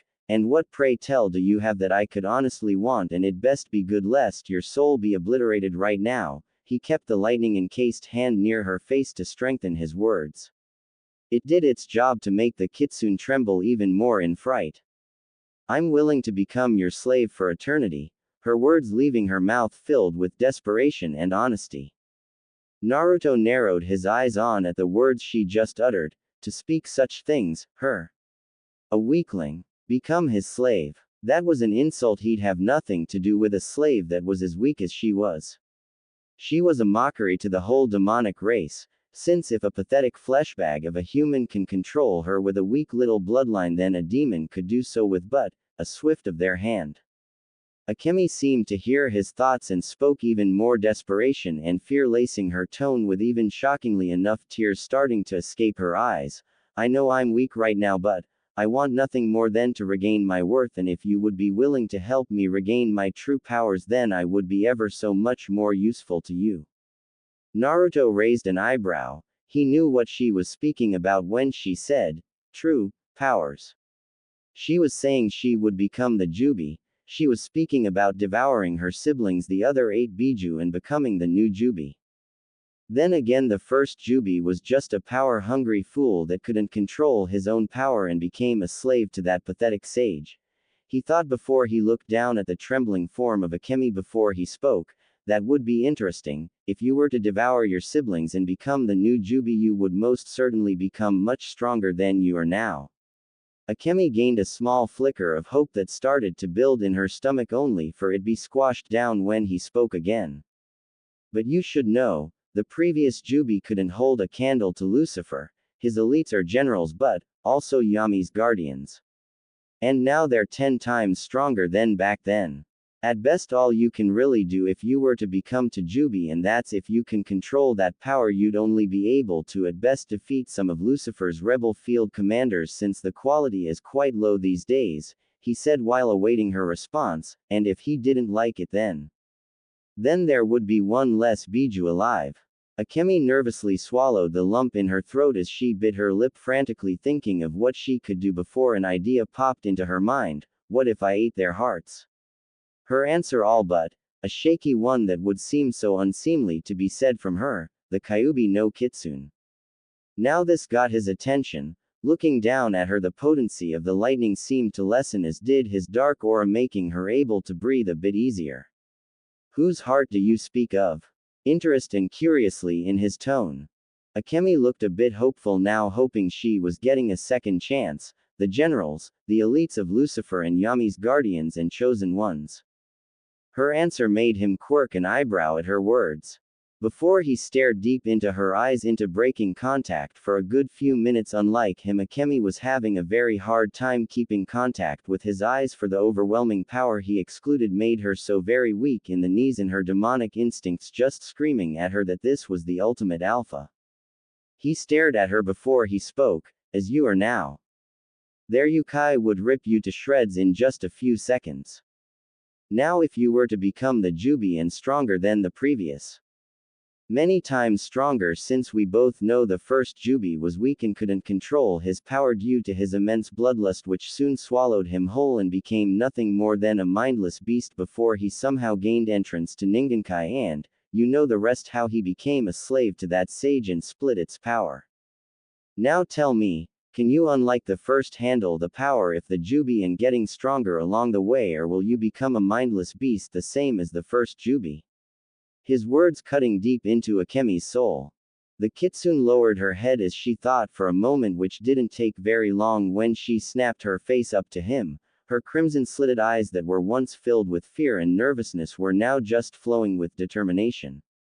Her gaze standing strong with his own. For you, your lordship, I will and shall endure even worse than that, and in your name I will become stronger and not let the power consume me and bind me like my predecessor. That I swear utterly and completely. Her words rang true. Staring her down, Naruto could see she was speaking the complete truth. Then with a slight twitch of his wrist he flicked his hand away, canceling the lightning around his hand. His aura diminishing, allowing Akemi to breathe all the easier. The Uzumakis that watched looked ever so hopeful at what he was gonna do. The little girl Naruki looked the most hopeful out of them all. Turning around slightly, he looked over his shoulder and gave her a expecting gaze. Very well then, prove to me how much you're willing to go. Prove to me you want to get stronger, and if you should impress me then you will be spared and become my slave, he said before looking back at the Uzumaki women. Walking up to them, ignoring the thankful look Akemi was giving him, he spoke with a commanding tone that made the three freeze. Mito in the field, show me what exactly she's capable of and do not hold back. Making her know he wanted her to not hold anything back, even if the Biju is a friend, she isn't to hold anything back on her. Mito bowed slightly before heading toward Akemi, an impassive look on her face that conveyed how much she was mentally thanking her master for giving Akemi one chance. Walking up to Kushina and Naruki, he turned around and watched the fight about to come. When he felt two pair of eyes on him, though, he briefly looked down to see the thankful pair of violet eyes of Kushina and the happy giddy ones of Naruki. Kushina was quickly up on her feet when her master was right beside her. That didn't mean she relinquished Naruki from her arms. As the three watched Mito and Akemi get ready, Kushina cast her gaze to her master every so often and back to the front. She couldn't help but feel even more happy of being the slave of someone like him, even if he was close to killing Akemi. She sighed in a silent content while ever so slowly inching a bit closer to him before inwardly making Naruto stiffen, leaning her head onto his shoulder, thus making him widen his eyes slightly while Naruki watched the action curiously. Looking down at the redhead leaning on his shoulder, Naruto narrowed his eyes as that jolt came back and in full force as well. Honestly, he didn't know what it was and it was starting to irritate him. But he honestly felt compelled to not push Kushina off him and threaten if she did that again he'd kill her. It was like something was forcing him down, telling him to just let her do what she was doing. He let out a sigh and continued to watch the battle that bound to happen. He never saw the wide smile on Kushina's face or the blush on her face that could make a tomato look deathly pale. She thought when she did this he'd push her away instantly, but, to her immense shock, he didn't. He was letting her lean on him. More so, the way he shifted a bit, allowing her head to comfortably rest between his shoulder and chest, made it all the more better for her. She sighed once more, this time feeling the overall warmth coming from her master, which blanketed her body like a warm blanket, a blanket that would protect her and Naruki from the cold. Briefly looking at her daughter, she saw her slight surprise that she was asleep right then, quietly snuggling into her more and more. "Naruto-sama, thank you for giving her this chance," she muttered, to which he just grunted. "It still depends, Kushina. If she cannot impress me with fighting Mito, then she shall not get this chance. It all depends if she is willing to go beyond everything to get stronger and make amends for the mistakes she's made. If not, she will die no matter what." She just nodded, knowing it was absolute. His word was law to them and knew it couldn't be broken no matter how much you didn't want it to be so.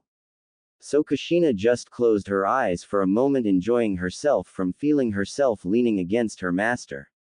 She then opened her eyes to watch the battle that was about to begin. "Very well then, master." With Mito and Akemi standing on opposite ends, Mito and Akemi eyed each other as they stood ready to fight one another. Mito eyeing her former prisoner with an impassive look as our demonic aura started to leak off her and shroud her body in a crimson-purple aura. As Akemi gave her a stare filled with determination and the will to win, something that made her mentally smile at Akemi, letting loose her demonic power, made her appendages come out with 2 long crimson fox ears and 9 flowing fox tails flow from out her backside. The whiskers on her face deepened till they literally became real. Her hands soon became claws as fangs protruded from her mouth. Mito, seeing Akemi was ready, spoke. "Now Akemi, let's see how willing you're ready to go to impress master." With that, Mito pulled out her hands and before speeding toward Akemi, the Biju doing the same.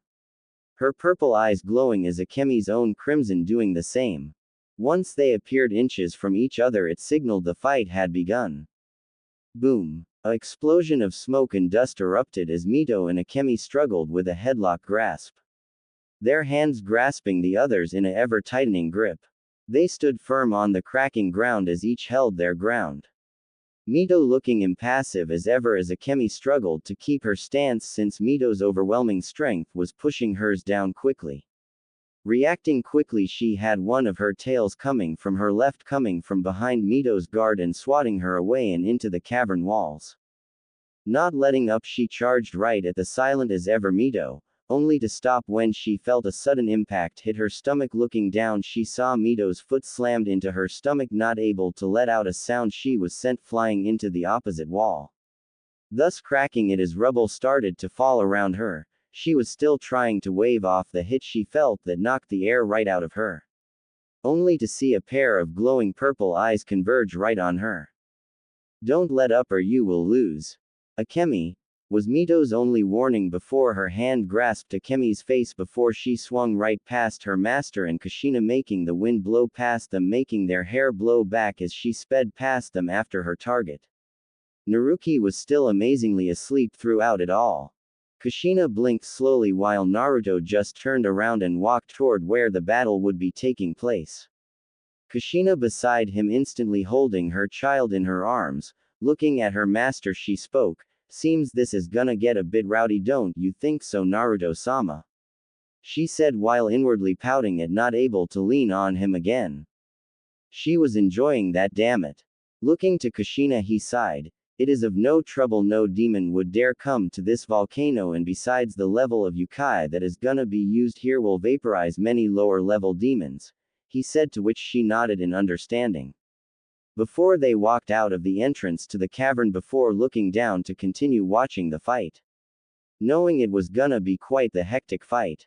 With Akemi and Mito skidding on the mountainside, Akemi snarled before she looked up to see Mito coming down like a missile. Reacting quickly, she crouched before jumping away. As she did, Mito practically slammed right into the mountainside, making the area shake as a pillar of smoke shot into the air. It quickly disappeared, showing Mito crouching on the ground, her fist implanted into the ground, a crater all around formed by her fist. When she snapped her eyes to Akemi, they glared as did her own crimson ones. With that, both disappeared only to appear in the air again, clashing. Their clashes making small shockwaves erupt from them, making the ground crack and shatter, boulders explode and dead trees uproot. It soon ended when Mito punched Akemi in the stomach before giving her a spin kick to the head, sending into the ground, creating yet another crater. Not letting up, Mito shot down toward Akemi, readying her hands once more. Only when the smoke cleared did her eyes widen slightly when she saw Akemi gathering Yukai into her claws. Glaring at her oncoming target, Akemi concentrated her Yukai into her claws before shouting, "Kitsune Oni no Sume." Fox Demon Claw. Soon both her claws were engulfed in a crimson fire-shaped claw before she swung both her arms toward Mito, making them shoot toward her like a speeding missile.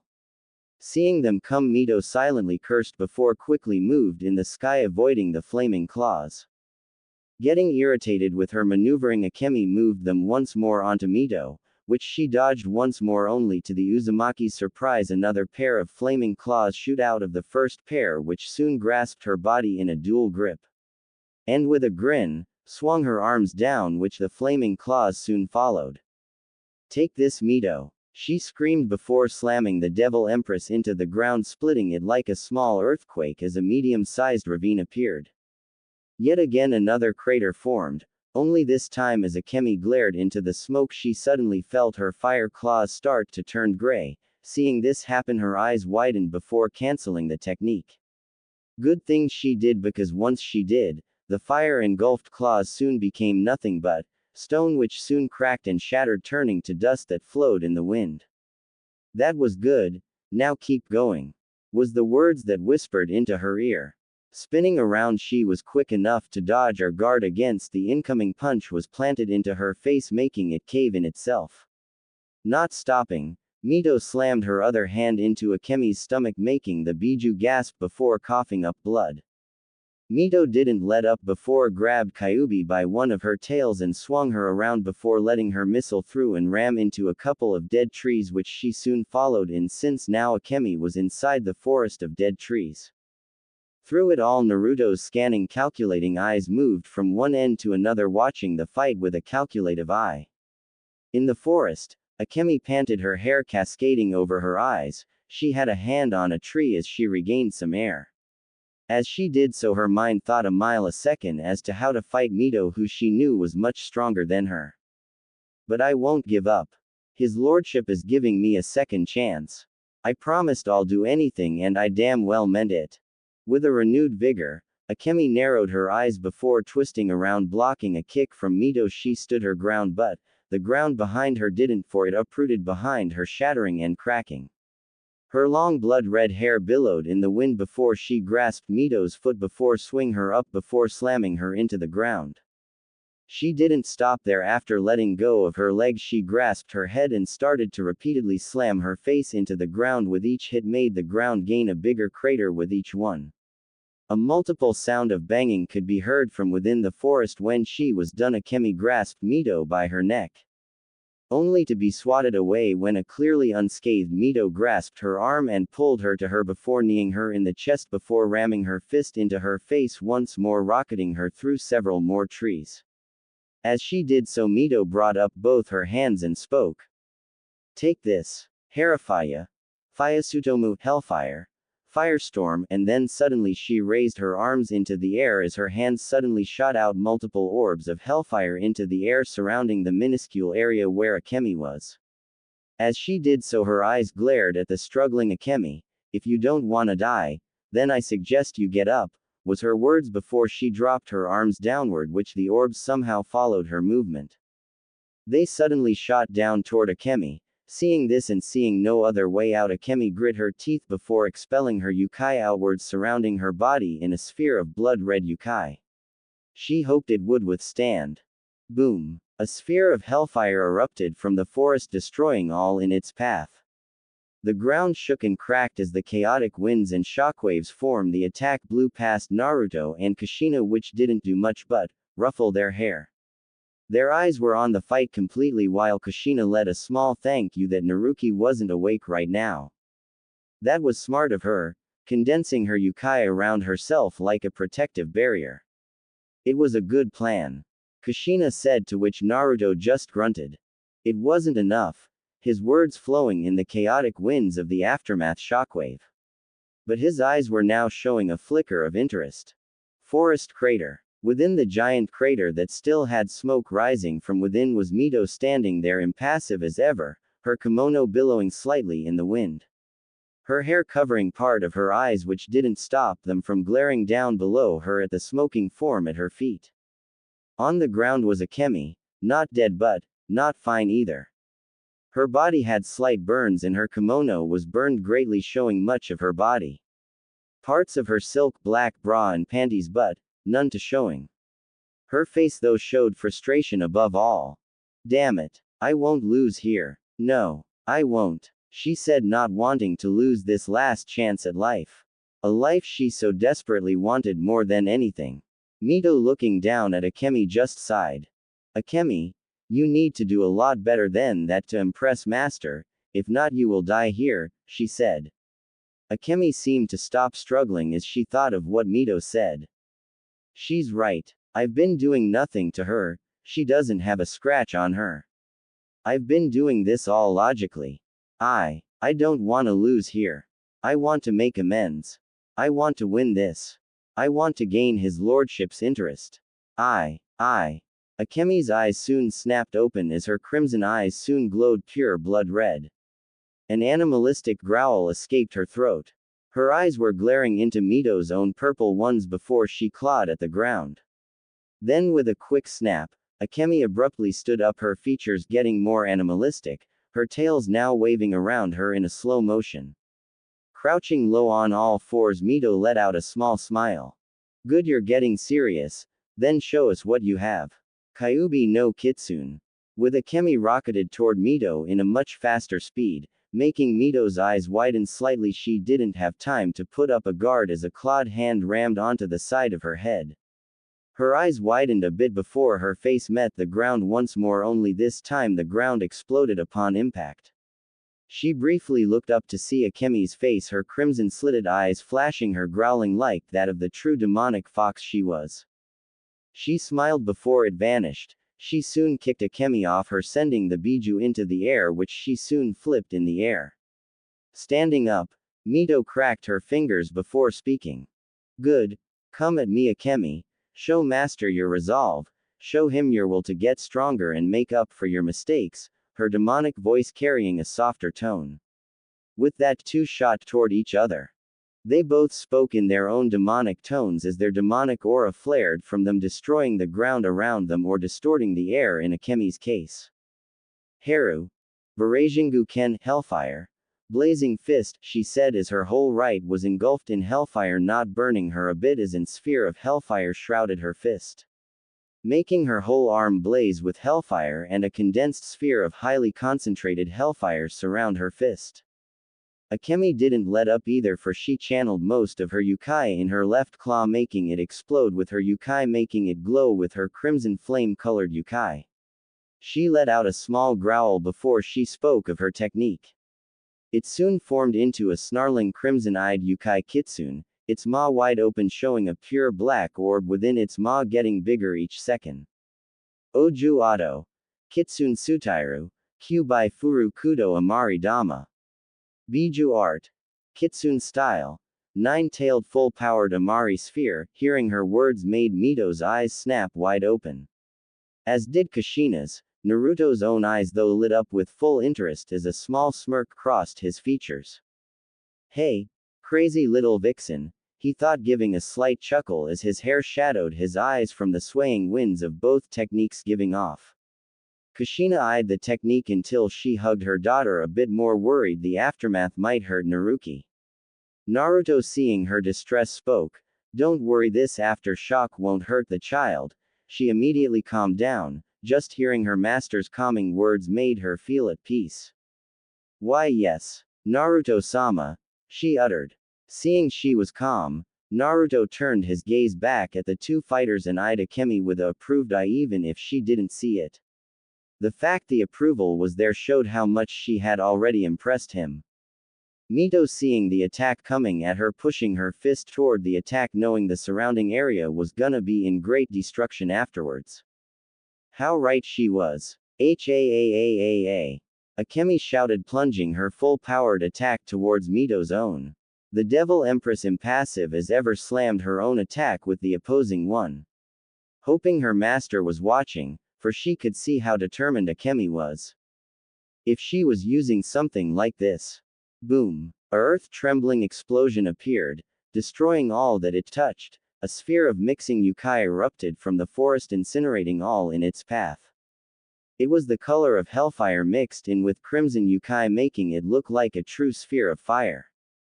The shockwaves erupting from the sphere shattered small mountains and made the turbulent rushing winds blow past the impassive Naruto and quite surprised Kushina. Their hair once again billowed behind their backs, not once ruffling their hair. They watched the sphere of fire and death spread out more and more each second. The ground being completely incinerated and tearing itself apart, the clouds in the sky swirled around the monumental release of yokai as black lightning raced the sky itself. Seeing the sphere getting closer and closer to the volcano made Naruto sigh before he stretched out his hand and spoke. Barrier, he spoke as a giant non-visible barrier covered the whole volcano. It did its job. When the sphere touched the sphere, it completely and utterly halted, not able to move any further. Expectantly, since it didn't go any further, the sphere started to build up more and more into the sky like an oval before Naruto just closed his eyes. Boom. It did that exactly. The sphere exploded, making a pillar of smoke rise high above the sky of hell itself. Going through clouds all the way, it was never ending. Naruto stood in front of Kushina, knowing this aftershock would pass through the barrier and would hurt the child, and he couldn't let that happen. So as the aftershocks blew past him, he continued to gaze down at the now smoke-filled crater with an impassive look that conveyed the impressed look within his eyes. That attack Akemi used was actually strong enough to injure one of Lucifer's generals and could quite possibly wipe out a small group of the rebel forces. He was quite surprised at how much yokai Akemi used, and in such a condensed manner as well. It was much stronger than the other Biju's normal Amari, that was for sure. A few minutes later, when the smoke disappointed, Naruto and Kushina could see two shadows within the crater. Concentrating his gaze on the two, he let out a small smile before he spoke. "Come Kushina, it would seem the fight is over," he said before jumping off the cliff before floating down toward the crater, Kushina following him. Crater. Within the giant crater, the smoke rose into the air ever so slowly as the remaining yokai in the air seemed to float around like an never-ending fog. The fires of hell littered the ground in many different patterns. Within the raging aftermath of smoke and fire, was two shadowed forms, one standing, another laying upon the ground. The first was an amazingly unscathed Mito who had not a single scratch upon her flawless body. Her kimono was slightly burned, if anything, showing her bare shoulders and more of her toned legs. Everything else was unscathed, but, unlike her, Akemi was much worse off. The nine-tailed Biju was laying upon the ground with severe burns. Was Akemi. Her body was covered in multiple burns that was already healing but was quite severe. Her body had no clothing since her kimono was all but incinerated in the attack, with only her silk black bra and panties still there, but they themselves were barely hanging. Her eyes were closed, yet her slight breathing showed she was unconscious. Her fox ears laid flat upon her head as her tail sprawled out on the ground, not moving but, with just a slight twitch. Kneeling before Akemi, Mito let a smile grace her features as she took her hand in her own and spoke, her impassive face now a gentle and sisterly one. She placed a hand on her cheek and smiled at her. "You did great, Akemi-chan. You did absolutely wonderful." Her words flowed into the unconscious Kitsune's ears and possibly the other. That's when she heard two soft taps land on the ground, so looking behind her, she saw the smiling happily Kushina, who was holding a sleeping Naruki, as Naruto himself was eyeing both her and Akemi with his usual impassive gaze. Sei gave them both a bow of her head before Kushina rushed to her side, checking if she were okay. As Mito frantically told her she was okay, Naruto walked over to the unconscious Biju and stood over her with a strange look in his eyes that had yet to show any intent to end her right there. More like the fact he was looking